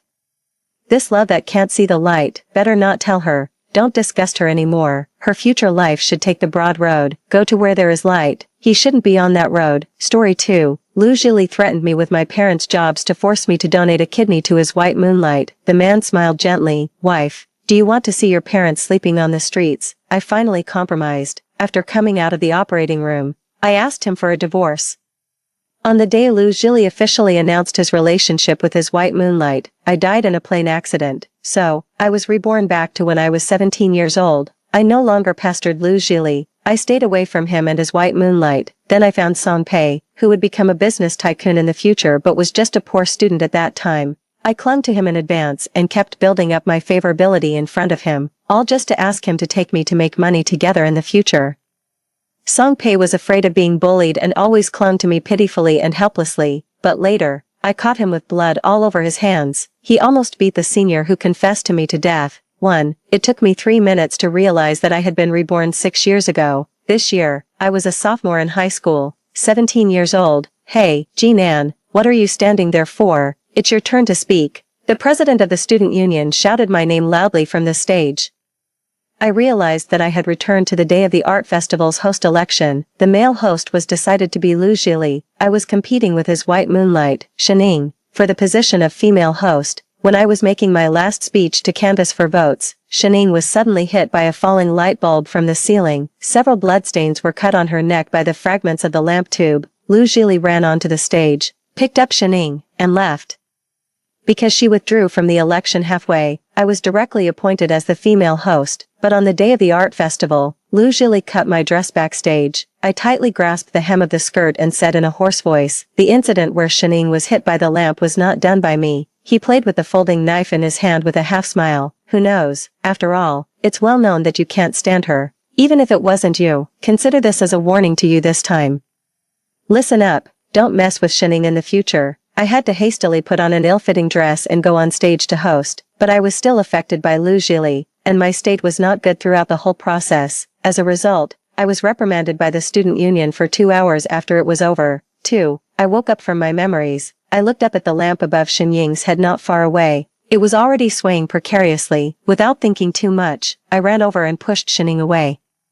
The next second, the lamp tube fell and exploded on the ground. As soon as I reached out and touched Shenying's arm, I was suddenly pulled away, and fell back to the ground again. Lu Zhili put one arm around Shening, his eyes cold. "Try touching her again." My knee was scraped, and blood oozed out. I couldn't help but let out a soft hiss. Someone around hesitated and said, "Brother Ji, it seems there's a misunderstanding." Jinan pushed Shening away to prevent the lamp tube from hitting her. Lu Zhili's eyes showed a slight daze. After being reborn, I didn't want to say a word to him. I propped myself up on the ground and stood up. I looked at the president of the student union. "I give up the election. I need to deal with the wound, so I won't make the last speech." Everyone opened their mouths in surprise, as if they couldn't believe that I would give up the opportunity to be on stage with Lu Zhili. The president replied a beat slower, "Okay, then be careful." When I left, rubbing my knee, I heard the continuous discussions behind me. "Damn, she's giving up out of anger because Brother Ji is protecting Shening." Right, obviously, but it's good that Brother Ji can have 2 days of peace. Otherwise, she's like a tail, extremely annoying. 2 days, I bet she won't be able to help but look for Brother Ji this afternoon. I sighed silently. It seems that I was really infatuated in the past, which led everyone to have such a stereotype of me. 3. In my previous life, after getting married, Lu Zhili threatened me with my parents' jobs to donate a kidney to Shening. He affectionately rubbed the diamond ring on my knuckles, and slowly warned me. "Everything in this house is premarital property, wife. If you try to take it to support your parents, remember to be prepared for them to be sued by the Lu family." Actually, even if my parents lost their jobs, the family's savings would be enough, but Lu Zhili's assistant hinted to me, "For Miss Shen, the boss will spare no expense. If you don't want your parents to encounter fraud or be blackmailed with exorbitant amounts, it's best to agree to donate the kidney as soon as possible." This matter has always been a psychological shadow for me, so in this new life, making money is listed as the most important thing for me, and I need to make a lot of money. Only then will I not be easily threatened, only then will I have the right to refuse. I was thinking as I walked, until I passed by the bulletin board. I saw Sanpei's photo in the scholarship section. The boy had a handsome face, and there was an almost indifferent stillness in his eyes. He was very different from what he would look like 6 years later. I remembered the media's evaluation of him that year. He single-handedly built a new business empire and is an unparalleled existence among the new generation of business tycoons. 4. At this time, in everyone's eyes, Sanpei was just a withdrawn and extremely good scoring poor student in our class. I planned to take a shortcut, cling to Sanpei's thigh in advance and keep building up my favorability in front of him, so that I could ask him to take me to make money together in the future. After applying the medicine, I returned to the classroom before the end of the lunch break. My eyes swept over Sanpei's seat. I pursed my lips and ultimately didn't say anything. Showing excessive kindness for no reason would probably make me seem like a bad person. Until the class dinner on Friday evening, I casually sat next to Sanpei as if by accident. I stole glances at him from time to time, so focused that I only noticed Lu Zhili staring at me for a long time. When I looked up, I looked over with a puzzled look in my eyes. He coldly moved his eyes away. Is he crazy? Lu Zhili and those rich young masters always looked down on Sanpei. Even during a meal, they deliberately picked on him. A brother of Lu Zhili spun the dining table turntable. Pointedly, he said, "Everyone, eat to your heart's content. The owner of this restaurant knows me.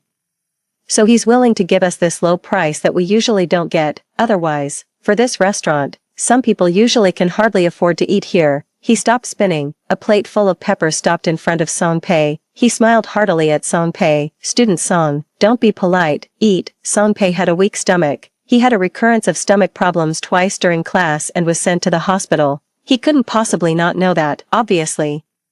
He was deliberately humiliating Song Pei. Song Pei didn't pick up his chopsticks. Everyone around the dining table was quiet. Those who couldn't stand it just gritted their teeth and didn't dare to speak. After all, these young masters were not to be trifled with. However, a person who has died once has a different mindset. I reached out and turned the turntable, returning a smile to the boy. Thank you, then I won't be polite. I turned a bowl of Chinese yam and pork rib soup in front of myself.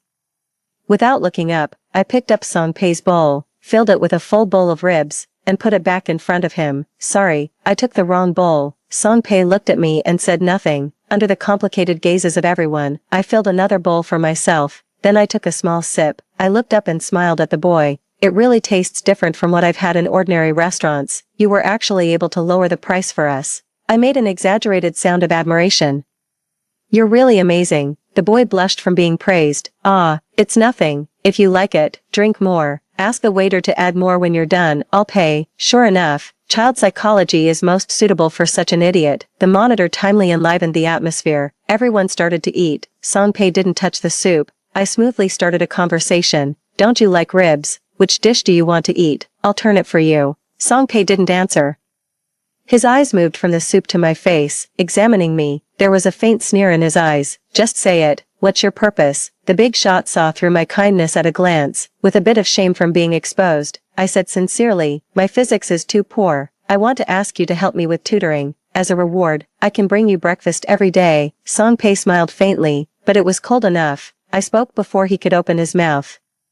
You think I must have some other purpose and don't believe it's that simple, right? The boy's eyes were as dark as lacquer. I shook my head and smiled, not being affected at all. It doesn't matter. I will prove it to you. Song Pei tightly pursed his lips and still said nothing, but a moment later, he drank that bowl of soup. 5. After the dinner, I said goodbye to Song Pei. I walked home alone along the tree-shaded path. A black car slowly stopped beside me. The rear window rolled down, revealing Shining and Lu Zhili. Shining greeted me with a smile. Jinan, do you need us to give you a ride? I refused. My home is very close. Her eyes became meaningful. Is it so close and Song Pei still doesn't see you off? Oh, he's really an incompetent boyfriend. Unlike Aji, he always asks the driver to take me home first. Lu Zhili was sitting on the inside. Half of his face was hidden in the shadows, and his expression was unclear.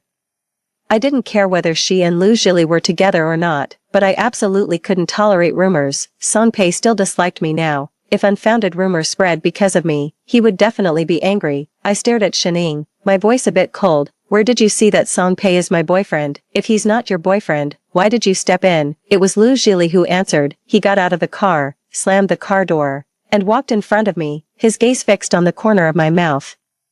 If he's not your boyfriend, could you chat with him so happily? Do you know how many times you smiled at him tonight? His anger came out of nowhere, but instinctively, I wanted to stay away from Lu Zhili. Song Pei and I are just ordinary classmates. I just couldn't stand you targeting him tonight. After saying that, I directly walked around him and left in a hurry. I didn't know how far I had walked. Suddenly, there was a rapid sound of footsteps behind me. Almost at the same time, my arm was grabbed. I turned around and met Lu Zhili's eyes. For a moment, I had the illusion of being back in my previous life, being locked in a villa by him and forced to donate a kidney. I was so scared that I let out a scream. Lu Zhili frowned. It's me. I struggled desperately. Let me go. Lu Zhili pulled me into his arms and gently stroked my back. His tone was gentle as if he was coaxing someone. Okay.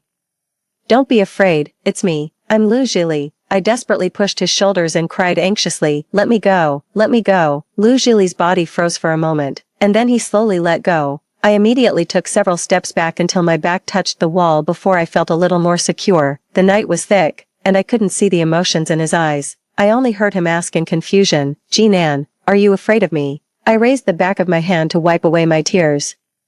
Please stay away from me in the future. I don't like you anymore now, and I don't want to have any intersection with you. Jinan, Lu Zhili interrupted me, with a cold arc on his lips, with an extremely arrogant look in his eyes. He asked, what are you being self-indulgent about? Has it ever been me who took the initiative to provoke you? I endured my sobs and nodded seriously. Please rest assured, I will never pester you again, after a long time. Lu Zhili casually placed the plastic bag in his hand on the lid of the trash can next to him. You'd better do what you say. It wasn't until he walked away that I stepped forward to see what was in the plastic bag. There were several boxes of ointment for external injuries. I moved my fingertips. I gently stroked the scar on my knee, but it had clearly already healed. 6. After that day, Lu Zhili completely treated me like air. I let out a sigh of relief. I could focus more on building up my favorability in front of Song Pei. He got first place in the exam again, and I stuffed a warm milk tea into his hand. Wow, Song Pei, you're really amazing. You've always been the top student in the grade and have never dropped down. Song Pei twirled a pen with his fingertips, with a half smile. Do you think this kind of talk will work on me? Child psychology really only applies to idiots. I didn't admit it. With a serious face, I said. I really think you're amazing. Song Pei glanced at me a few times indifferently. For the sake of making a lot of money in the future, I wasn't discouraged. I stewed soup to nourish his stomach and brought it to school in a thermos. When the head teacher praised him in class, I would be the first to applaud for him. Even when he worked part-time in a coffee shop on weekends, I would go to accompany him. Song Pei seemed to be desensitized to me. He didn't reject me following him around often. In the coffee shop, another part-time boy shook his head with emotion. Song Pei, stop being coy. Such a cute girl is chasing you. Why don't you agree? Song Pei lowered his eyes and was putting ice cubes into a cup, as if he didn't hear. I was stunned. I looked up and stuttered to explain to the boy. I'm not chasing Song Pei. We're just friends. The ice cube Song Pei picked up slipped and fell to the ground. I turned my head and met his dark and unclear eyes. I blinked hesitantly. Do you also think I'm chasing you? Song Pei bent down to pick up the ice cube and threw it into the trash can. He calmly denied it. No, I never thought that. He methodically ground the coffee, as if the strong emotions that had briefly shown just now were just my illusion. 7. Although Song Pei didn't think too much, but being misunderstood as liking him twice in a row also made me start to reflect on whether I had been building up my favorability too frequently. If Song Pei heard rumors about me and him again, he might instead get tired of me. I no longer brought soup for Song Pei. I also didn't look for him or stick to him frequently. Several times after class, I would inadvertently meet Song Pei's eyes. Across several rows of distance, he looked at me quietly. His thin figure made him seem indescribably frail. It made me unbearably soft-hearted. So I planned to go to the coffee shop where he worked part-time to accompany him this Saturday. However, Song Pei's vulnerability didn't allow me to wait until Saturday. During the free activity time of the physical education class, Song Pei sat alone in the pavilion, pressing his stomach with his hand. Even though I was standing a bit far away, I could see his trembling shoulders. I quickly ran over and squatted in front of him. Song Pei, what's wrong with you? Is your stomach problem acting up again? The boy's face was pale, and he tightly pursed his lips as if enduring great pain. He softly let out a leaning on the pillar. He staggered to his feet. I'm going to the infirmary first. I'll help you go there. Song Pei dodged the hand I reached out. No need. It's too much trouble for you. In a hurry, I directly pressed his arm on my shoulder. What are you talking about? Song Pei, why are you being so polite to me all of a sudden? Song Pei lowered his eyes slightly and said softly, you already dislike me, don't you? He gently brushed away my hand and pressed his own stomach. Jinan, I don't need to be pitied. It's just an ordinary stomach problem. I won't die from it. I can go to the infirmary by myself. You can continue to avoid suspicion. Song Pei was in so much pain that he couldn't stand steadily. After saying that, he slumped back onto the bench, his forehead covered in fine sweat. I immediately stepped forward to support him and coaxed him incoherently. I don't dislike you. Let me help you go there. Okay, please don't be stubborn now. The boy didn't move. Song Pei, can you be more obedient? I was so anxious that I was on the verge of crying. Finally, he raised his hand and placed it on me, and his head also rested on my neck. He murmured hoarsely, it hurts so much. The shell of his forced indifference cracked, revealing a trace of grievance. I felt too guilty to say anything. Almost half of Song Pei's body was leaning on me, but somehow, it didn't feel very heavy. When we arrived at the infirmary, there was already another group of people inside. The school doctor was giving instructions to Lu Zhili, who was surrounded in the middle. The injury on your wrist is quite serious. You won't be able to play basketball recently. I'm going to that building to get the ointment for you now. Wait for me for a while. Lu Zhili indifferently withdrew his gaze that was looking at us. Okay. I helped Song Pei sit down in the place furthest away from them. But we still couldn't avoid being talked about. Hey, what's the situation with these two people? Didn't Jinan like brother Ji to death? Is she changing her target now? Song Pei's lips were dry and pale. I asked him in a low voice. Do you want to drink some hot water? He nodded slightly. I fetched a cup of hot water and placed it in his palm.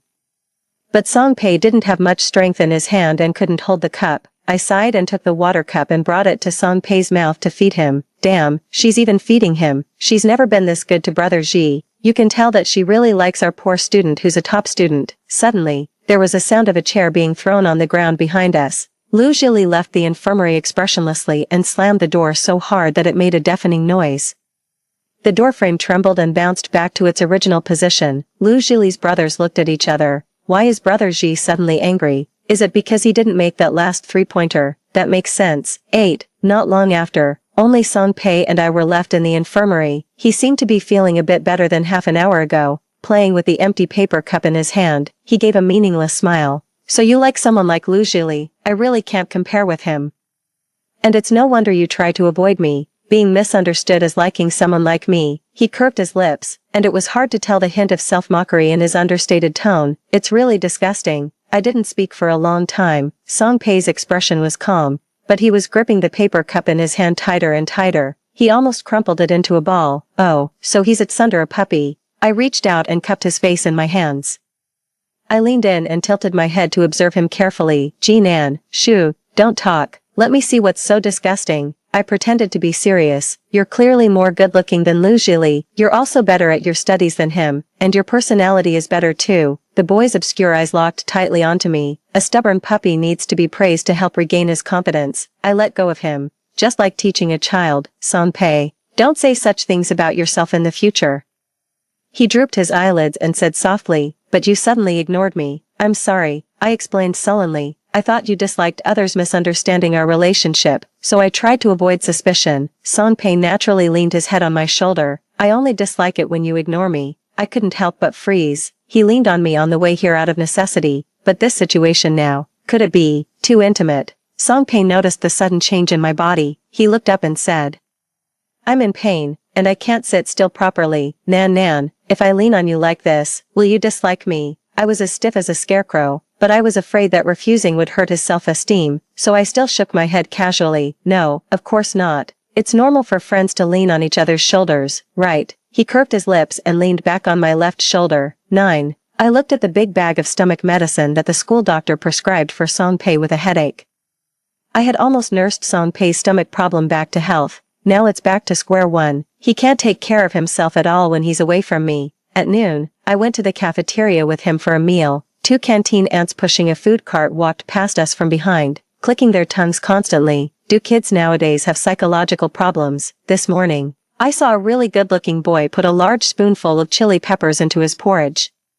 I saw that he was sweating so much from the discomfort, but he kept drinking it. It was really scary to watch. Song Pei stood beside me, his eyebrows and eyes showing no emotion. I casually reminded him, you have a weak stomach, so avoid spicy food. He raised the back of his hand and gently rubbed my side face. There was a faint, casual look in his eyebrows and eyes. Don't worry, I never touched chili peppers. 10. Song Pei took the initiative to offer to help me with my physics.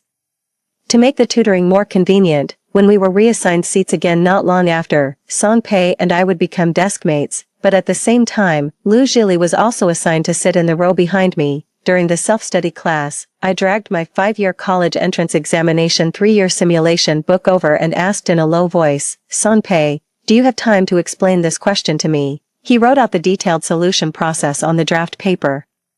I immediately understood it and gave a small smile. Thank you, can you be quieter? Lu Zhili suddenly spoke up, not bothering to lower his voice. The whole class looked over. He threw the pen on the desk, with his arms crossed and leaning against the back of the chair. His face was cold and expressionless. Is the self-study class for you to explain questions? I had already lowered my voice to the minimum. Moreover, Song Pei hadn't even opened his mouth. Besides, there had always been a continuous murmur of discussions in the class. It was obvious that Lu Zhili was deliberately picking a fight. I stared at him, holding back my anger. The atmosphere instantly became tense. Song Pei, on the other hand, maintained his usual calm demeanor. He said gently and politely to Lu Zhili, don't make things difficult for Nan. Classmate, I apologize to you. Can we let this go? Lu Zhili sneered and gave him a disdainful look. Who the hell are you?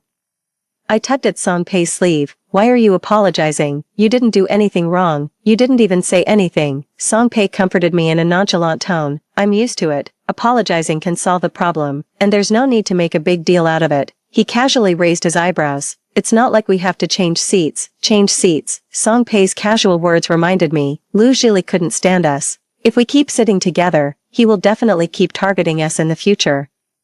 It's better to separate and sit apart now. I grabbed Song Pei, who was about to apologize. Let's pack our things. We'll change seats after class. I snorted softly. Let's stay away from him. Lu Zhili got even angrier for no apparent reason. He suddenly stood up, and the chair was knocked over. His gaze locked tightly onto me, and there was a storm suppressed in his eyes. Gee, Nan, I was completely confused. Lu Zhili's deskmate's gaze shifted back and forth between us. Suddenly, he let out 2 exclamations and apologized repeatedly. Sorry. Brother Xi has just been in a bad mood recently. He definitely didn't mean to target you guys on purpose. Why change seats? It hasn't been long since the last seat change. If you apply to change seats again now, the homeroom teacher won't agree either. After saying that, he quickly picked up Lu Zhili's chair and tugged at his sleeve. Lu Zhili sat back down. His expression was gloomy, but he didn't say anything more. His deskmate patted his chest and promised, if something like this happens again today, I definitely won't stop you if you want to change seats. Okay. I thought about it and felt that it was acceptable, but I still turned to Song Pei first to ask for his opinion. Song Pei slowly retracted his gaze that had been fixed on Lu Zhili's deskmate's face. His smile was faint. Sure. He casually twirled the pen placed on the test paper. Why not? 11. The group around Lu Zhili had an inexplicable amount of malice towards Song Pei. During the long break between classes, they were tossing a ball back and forth in the classroom. A few of them exchanged glances and purposefully threw the ball towards Song Pei, who was sitting beside me. Lu Zhili leaned against the door, watching coldly. Almost instinctively, I stood in front of Song Pei. In that instant, all I thought about was not wanting him to get hurt. It wasn't any other action with a specific purpose. The wind brought by the incoming basketball rushed straight towards my face, but a second before it hit me, Lu Zhili intercepted it. He threw the ball to the ground. There was an obvious look of on his face. Lu Zhili grabbed me and roughly pulled me out of the classroom. Let me go. Lu Zhili, at the end of the corridor. He let go of my hand, and I stumbled 2 steps and barely managed to stand still. My anger surged to my head. I raised my hand and slapped him without hesitation, my voice trembling with anger. What are you going crazy for? Did I provoke you again? Since I was reborn, I've been trying my best to stay away from him. Why can't I still get rid of him? Lu Zhili stepped towards me aggressively. What were you doing just now? If I hadn't intercepted that ball, your nose bridge would have been broken. Do you know that? Jinan, what exactly is your relationship with Song Pei that's worth you protecting him like this? He pressed me against the wall, and a low pressure like an approaching storm emanated from him. Have you forgotten that you originally liked me? Huh. I wasn't surprised at all by Lu Zhili's sudden outburst of anger. Obviously, he just couldn't stand the fact that someone who had always been chasing after him suddenly stopped. I didn't have the patience to explain to him.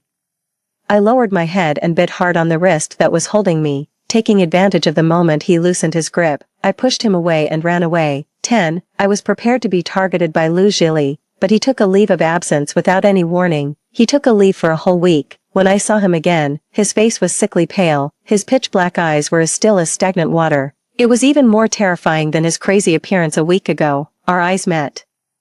I couldn't help but think of what Lu Zhili would look like 6 years later. Sweat seeped out from my palms. Throughout the morning break, he sat quietly behind me, all the way until school was over at noon. Song Pei was called to the head teacher's office by the head teacher and talked for most of the class, and he still hadn't come back after school. I went to the cafeteria alone and, by the way, packed some light dishes for Song Pei, but just as I walked out of the teaching building, a hand reached out from behind and covered my mouth, and I was carried to the alley behind the teaching building. Almost no one passed by here. Lu Zhili bent his knee and pressed against my legs, pinning me against the wall. One hand grabbed both of my wrists, the other hand covered the lower half of my face. I couldn't move and couldn't make a sound. I could only stare at him furiously. Lu Zhili didn't care at all. He bent down and buried his forehead in my neck. He took a breath almost greedily.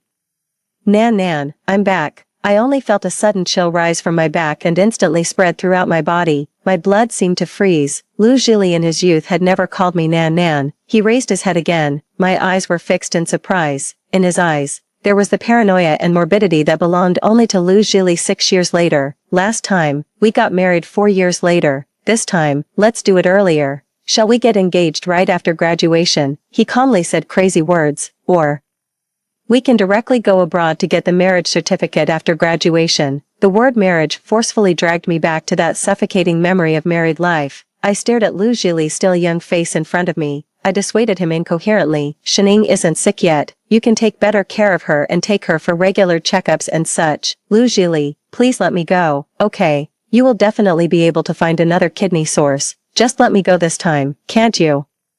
My speech speed got faster and faster, and in the end, I almost shouted it out. Lu Jili remained unmoved. I've explained to you more than once. I have no feelings for Shining at all. I only like you. I forced you to donate a kidney because she saved my life when we were young. I owe her my life. I didn't believe his words at all. No one likes someone in this way. I pushed him away when he was distracted and took the opportunity to run outside. But just as I ran onto the main road, he caught up with me and tightly grabbed my wrist again. Nan, listen to me. You're hurting her. Songpei happened to run into us when he came back from the office building. He unceremoniously swatted away Lu Jili's hand and stood in front of me. The moment Lu Jili saw him, his anger flared up. Get lost. Lu Jili grabbed Songpei by the collar and threw him out. After taking several steps back, Songpei's head hit the half-built steel frame beside him.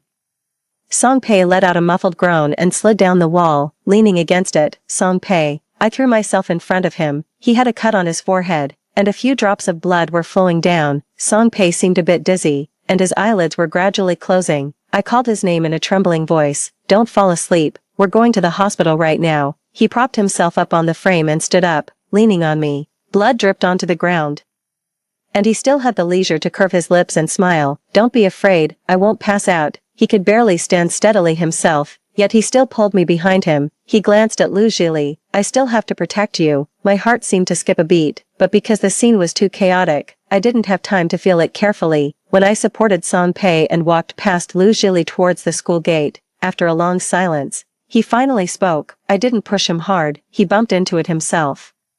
Nan. He raised his hand as if to hold mine. I dodged and supported Songpei to walk around him. Lu Jili's movement paused, as if he was nailed in midair. Is it really that hard to trust me just once? His voice was so soft that it melted into the wind, carrying a hint of helplessness. It seemed that he was always asking me to believe him. In my previous life, he made me believe that he only liked me. Then, in order to make me donate a kidney to Shining, he pushed me to the verge of a mental breakdown several times. 11. In the hospital consultation room, Songpei had a bandage wrapped around his forehead and was waiting to get a tetanus shot. I kept chattering and giving him instructions. Songpei, thank you for protecting me like this, but Lu Jili has learned martial arts. You can't beat him. Don't do this again in the future. He won't hit me, but he'll knock you out with one punch. Songpei seemed to have heard some absurd joke. What? I can't beat him. I shook his shoulders and said righteously, it's true. You saw how far he pushed you without even using much force. If he used his full strength, you wouldn't be able to resist at all. Songpei stumbled for a moment and continued to argue. I tripped over the steel bar. I said helplessly, okay.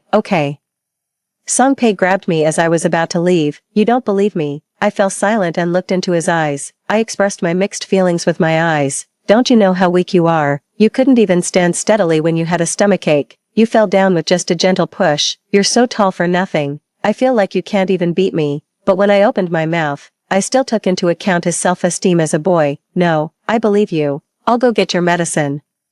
You wait here for the injection. Songpei let out a disbelieving snort and was about to say something more. I hurried out. As I walked, I sighed. I thought Songpei was different. In fact, he's also very naive and likes to be brave, but surprisingly, I don't dislike it. I even find it a bit endearing with the contrast. 12. Lu Jili was like a persistent ghost. He blocked my way after school. I rubbed my eyebrows impatiently. What on earth do you want? I want you to stay away from Songpei. Lu Jili took a step closer to me and looked at me firmly, saying, he has ulterior motives for you. Lu Jili didn't hide his possessiveness at all. I suddenly thought that he might really like me a bit. But, Lu Jili, I seem to have forgotten to tell you something. What? Afraid that he wouldn't believe me. I deliberately enunciated each word clearly and firmly. I drew a clear line between him and me with one sentence. I stopped liking you a long time ago. The warm yellow light of the street lamp couldn't even shine into the boy's dark eyes. He turned his face away and said in a cold tone, I didn't come back to life just to hear you say these things. I wasn't reborn just to be threatened by you to donate a kidney again. Lu Zhili's jaw tensed, and he said sternly, I won't do that again. Is this thing just impossible to let go of, right? He stepped towards me aggressively until my back was against the wall. What do I have to do for you to act like it never happened and start over with me? Tell me. With nowhere left to retreat, I actually calmed down. I stood on tiptoe, grabbed his collar, and pulled him down to bend over. Lu Zhili, if you don't let me go, I'll die with you. Anyway, I've already died once. I looked into his eyes. It was on the day when your relationship with Shining was exposed and made it to the trending searches. If the result of being reborn is to return to the track of my previous life and suffer again, then I'd rather die, and I want to drag Lu Zhili to die with me. I let go of him, pushed him hard against the wall behind me, and turned around to leave. When I completely walked out of the alley, a hoarse voice sounded behind me. That was just the media hyping it up. Then he laughed and said, forget it, it's quite boring anyway. Anyway, no matter what I say, you won't believe me. The sound of footsteps got closer. Lu Zhili walked past me without looking sideways and left. When his tall and straight back completely disappeared from my sight, I let out a sigh of relief. He let me go. 13. After that day, Lu Zhili went back to the state of ignoring me as if I didn't exist. The date of the art festival was getting closer and closer, and the strong atmosphere filled every corner of the school. It temporarily suppressed the heavy atmosphere brought about by the upcoming college entrance examination. Lu Zhili and Shining went in and out together every day, holding the host scripts, and Song Pei was also forcefully signed up for a piano performance by the head teacher. He was just as good-looking as Lu Zhili, but influenced by factors such as his personality and family background, he wasn't as popular as Lu Zhili. However, on the stage of the art festival, under the spotlight, the dancing light and shadow fell on his slightly drooping eyelashes, his delicate and superior side face, and his fingertips on the black and white keys. Song Pei got a chance to be recognized anew. Damn it, why didn't I realize that the top student in our grade was so handsome before? The male protagonist in a novel has stepped into reality. I'm changing my favorite idol. Goodbye, Lu Zhili, you guys are going too far. I still think Lu Zhili is a bit more handsome. Song Pei suddenly became the center of attention. When his performance was almost over, I ran to the backstage with a bouquet of blue and white flowers and waited for him. During that time, Lu Zhili appeared behind me holding a microphone. Classmate, excuse me. His voice was cold and distant. The place where I was standing was blocking his way to wait for his turn, holding the large bouquet of flowers. I clumsily took a few steps back to make way for him. Lu Zhili walked past me expressionlessly. We were like two strangers who had never known each other. When Song Pei came down from the stage, I was just about to step forward with the flowers. A girl trotted past me. She was also looking for Song Pei. Classmate, can I add you on WeChat? I'm also learning the piano. Can I consult you if I have something I don't understand? The girl was trying hard to hold back her shyness and didn't dare to look at Song Pei. I blinked quietly. I was quite tactful and stopped to wait aside. The feeling of loss was like the bubbling in a boiling kettle, making the lid creak. It was so noisy that it made people feel restless. Song Pei refused her very neatly. Sorry. The girl bit her lip lightly. Why? He raised his eyes and suddenly looked at me, as if thinking about his words. He slowly said, because he's poor. Shining stood not far away and chimed in casually, besides going to school, he's always doing part-time jobs. Where does he have the time to teach you the piano? Lu Zhili beside her was reciting the script as if it had nothing to do with him. The girl furrowed her brows and asked Song Pei for confirmation. Is that true? Song Pei drooped his eyes, hiding all his emotions. His Adam's apple rolled slightly, and he let out a soft laugh. Really, I forgot to mention that I'm a poor student. He pulled the corners of his lips, nodded, and his voice also dropped. I almost forgot that I'm a poor student.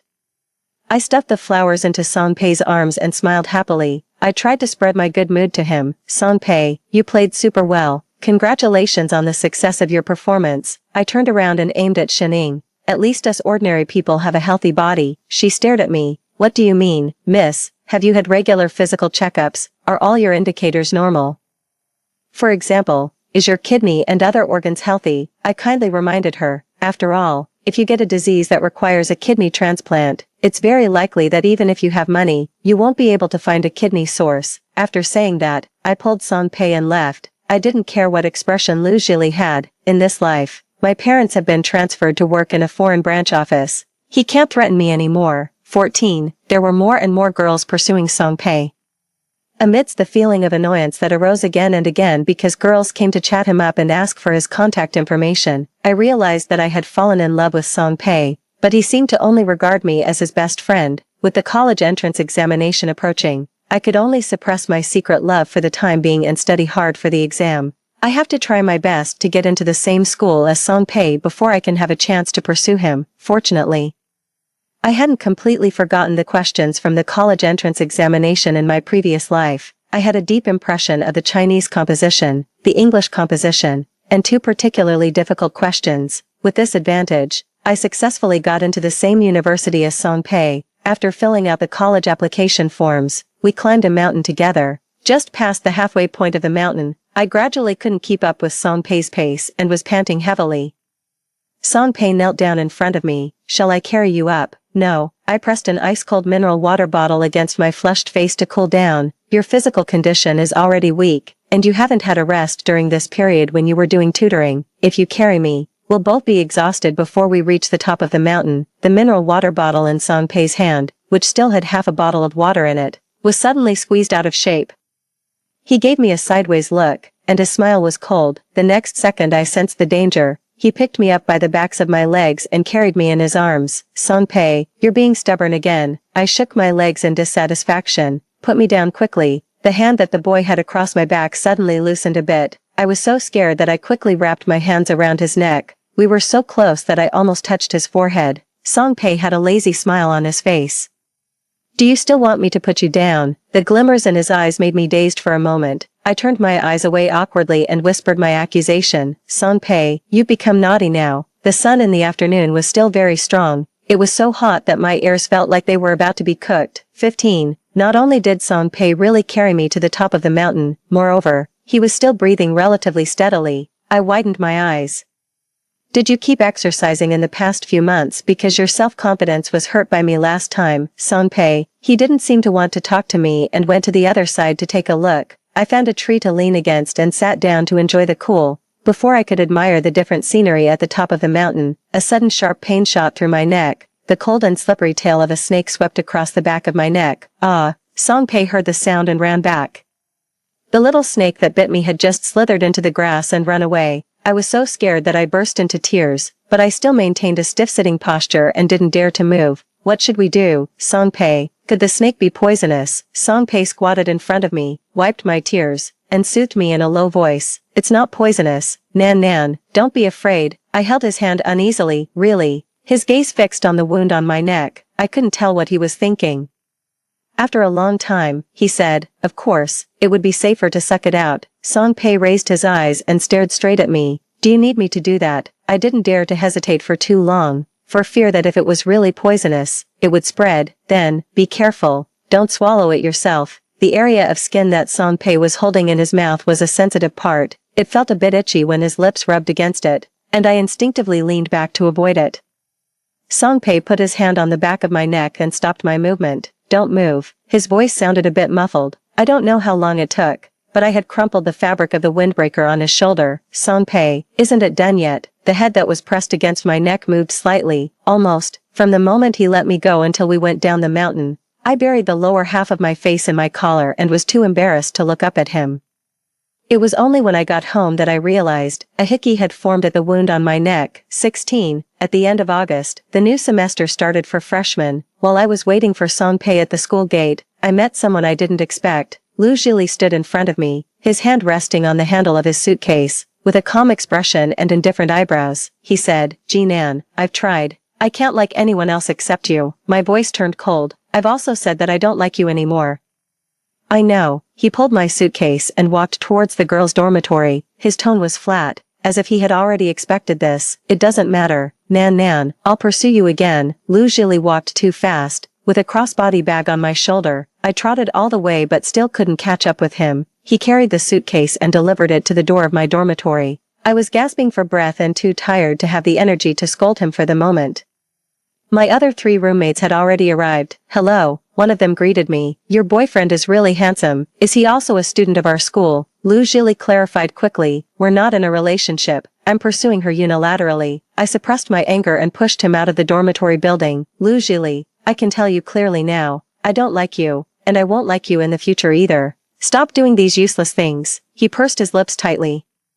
Whether it's useless or not, I have to try to find out. Before I could say anything more, he turned around and went back to his own dormitory building. His back looked a bit thinner. He was surrounded by a gloomy aura. Unlike boys of his age who still had a bit of youthful spirit, Song Pei and I were in the same major. Although Lu Jili changed schools, he was still studying the same major as in his previous life. During the half-month of military training, Lu Jili and Song Pei were the two freshmen with equally high discussion rates. They were elected as the most handsome guys in their respective departments by the girls, and me. I had an even higher discussion rate than the two of them. Jinan, both of them are chasing you. Who will you choose? If I were you, I'd choose both. Song Pei on Mondays, Wednesdays, and Fridays, Lu Jili on Tuesdays, Thursdays, and Saturdays, and both of them can serve me on Sundays. Am I the only one who thinks it's not good to fish for two people at the same time? Yes, only you. The two guys haven't said anything, but you're talking so much nonsense. I hurriedly stopped the spread of a potential conflict. You seem to have misunderstood. Song Pei is not chasing me. He only regards me as a friend.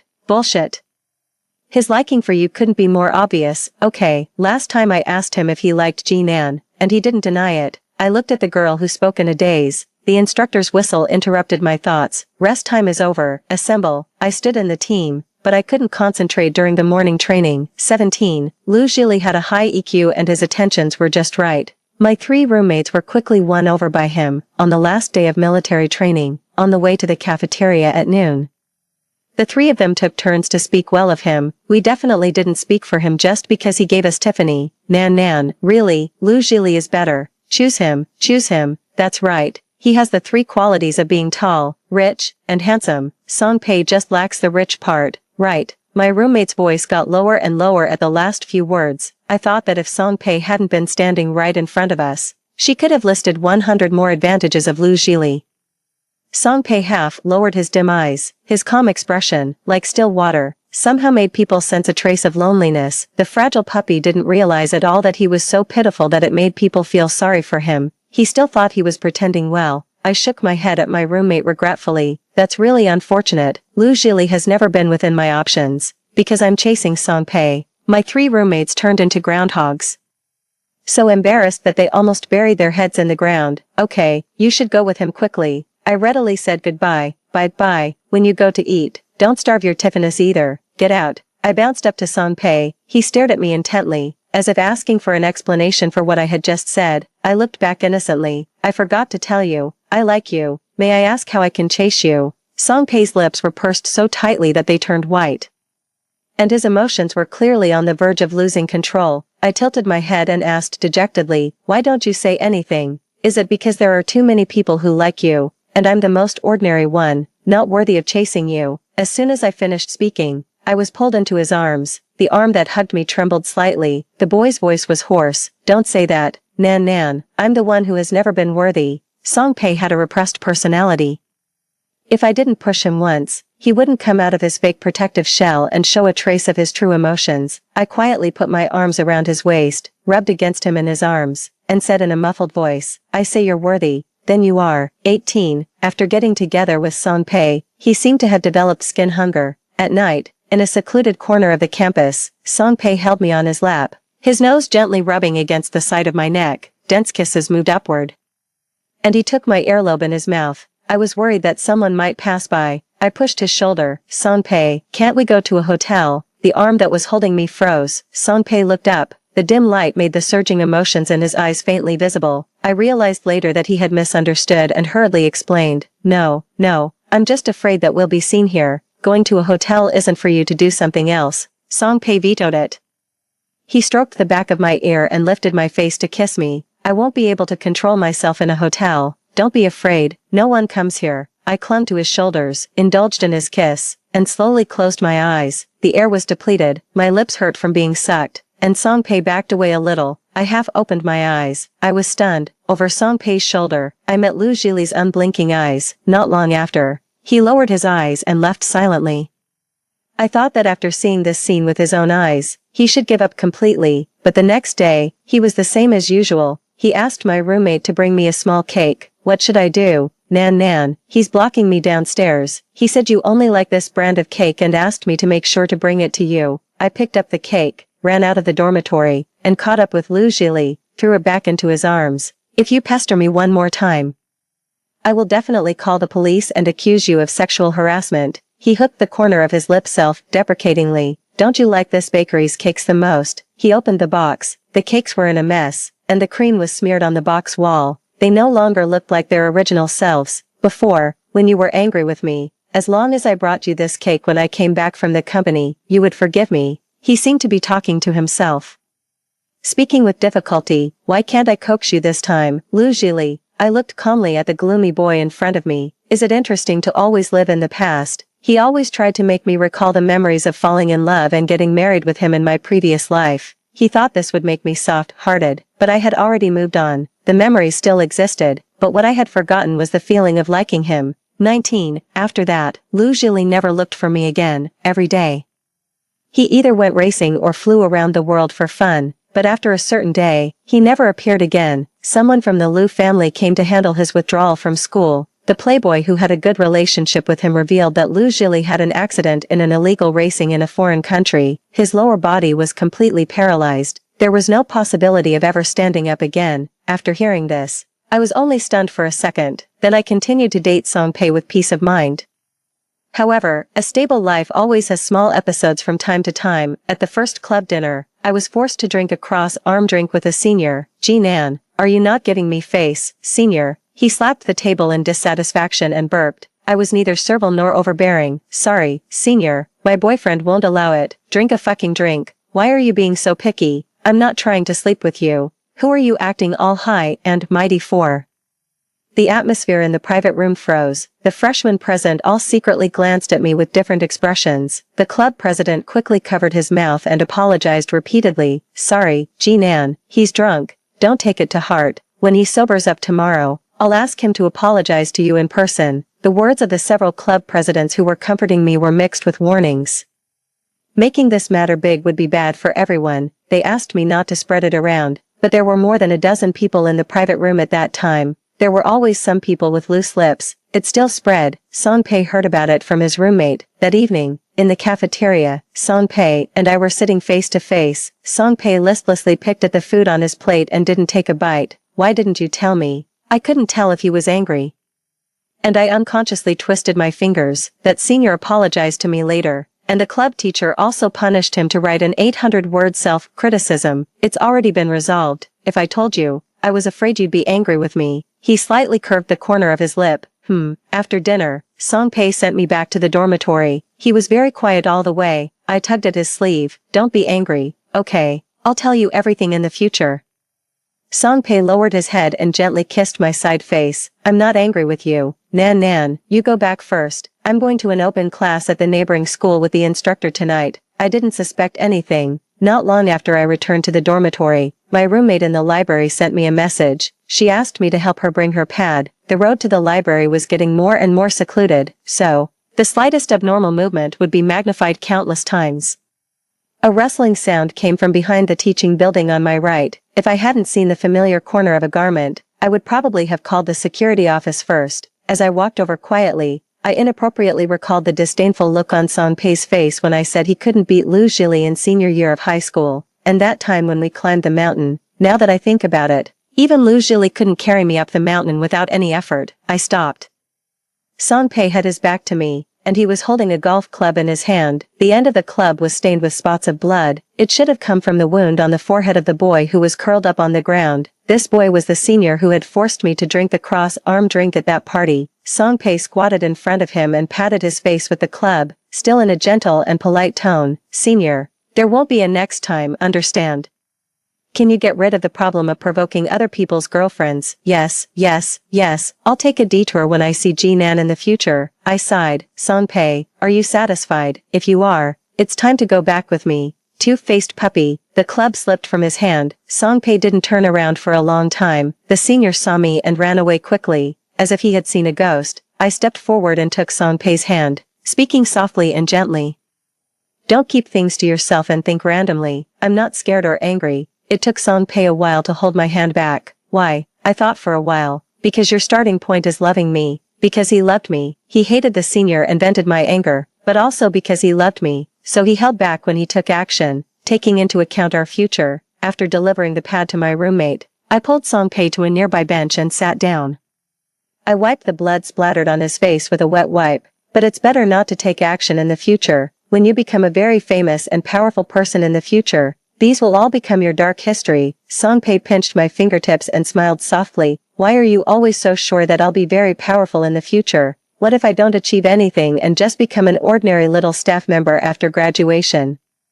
The president of the student union on the stage shouted my name loudly. Then you'll be much more relaxed. You won't be so tired. Anyway, I think everything is fine. I yawned, feeling drowsy. In a daze, I scratched my cheek and mumbled my thoughts out loud. I have to save money to buy a very expensive insurance for my kidney. If it's dug out again, I should be able to get a lot of compensation. 23 years after graduating from university, on the TV.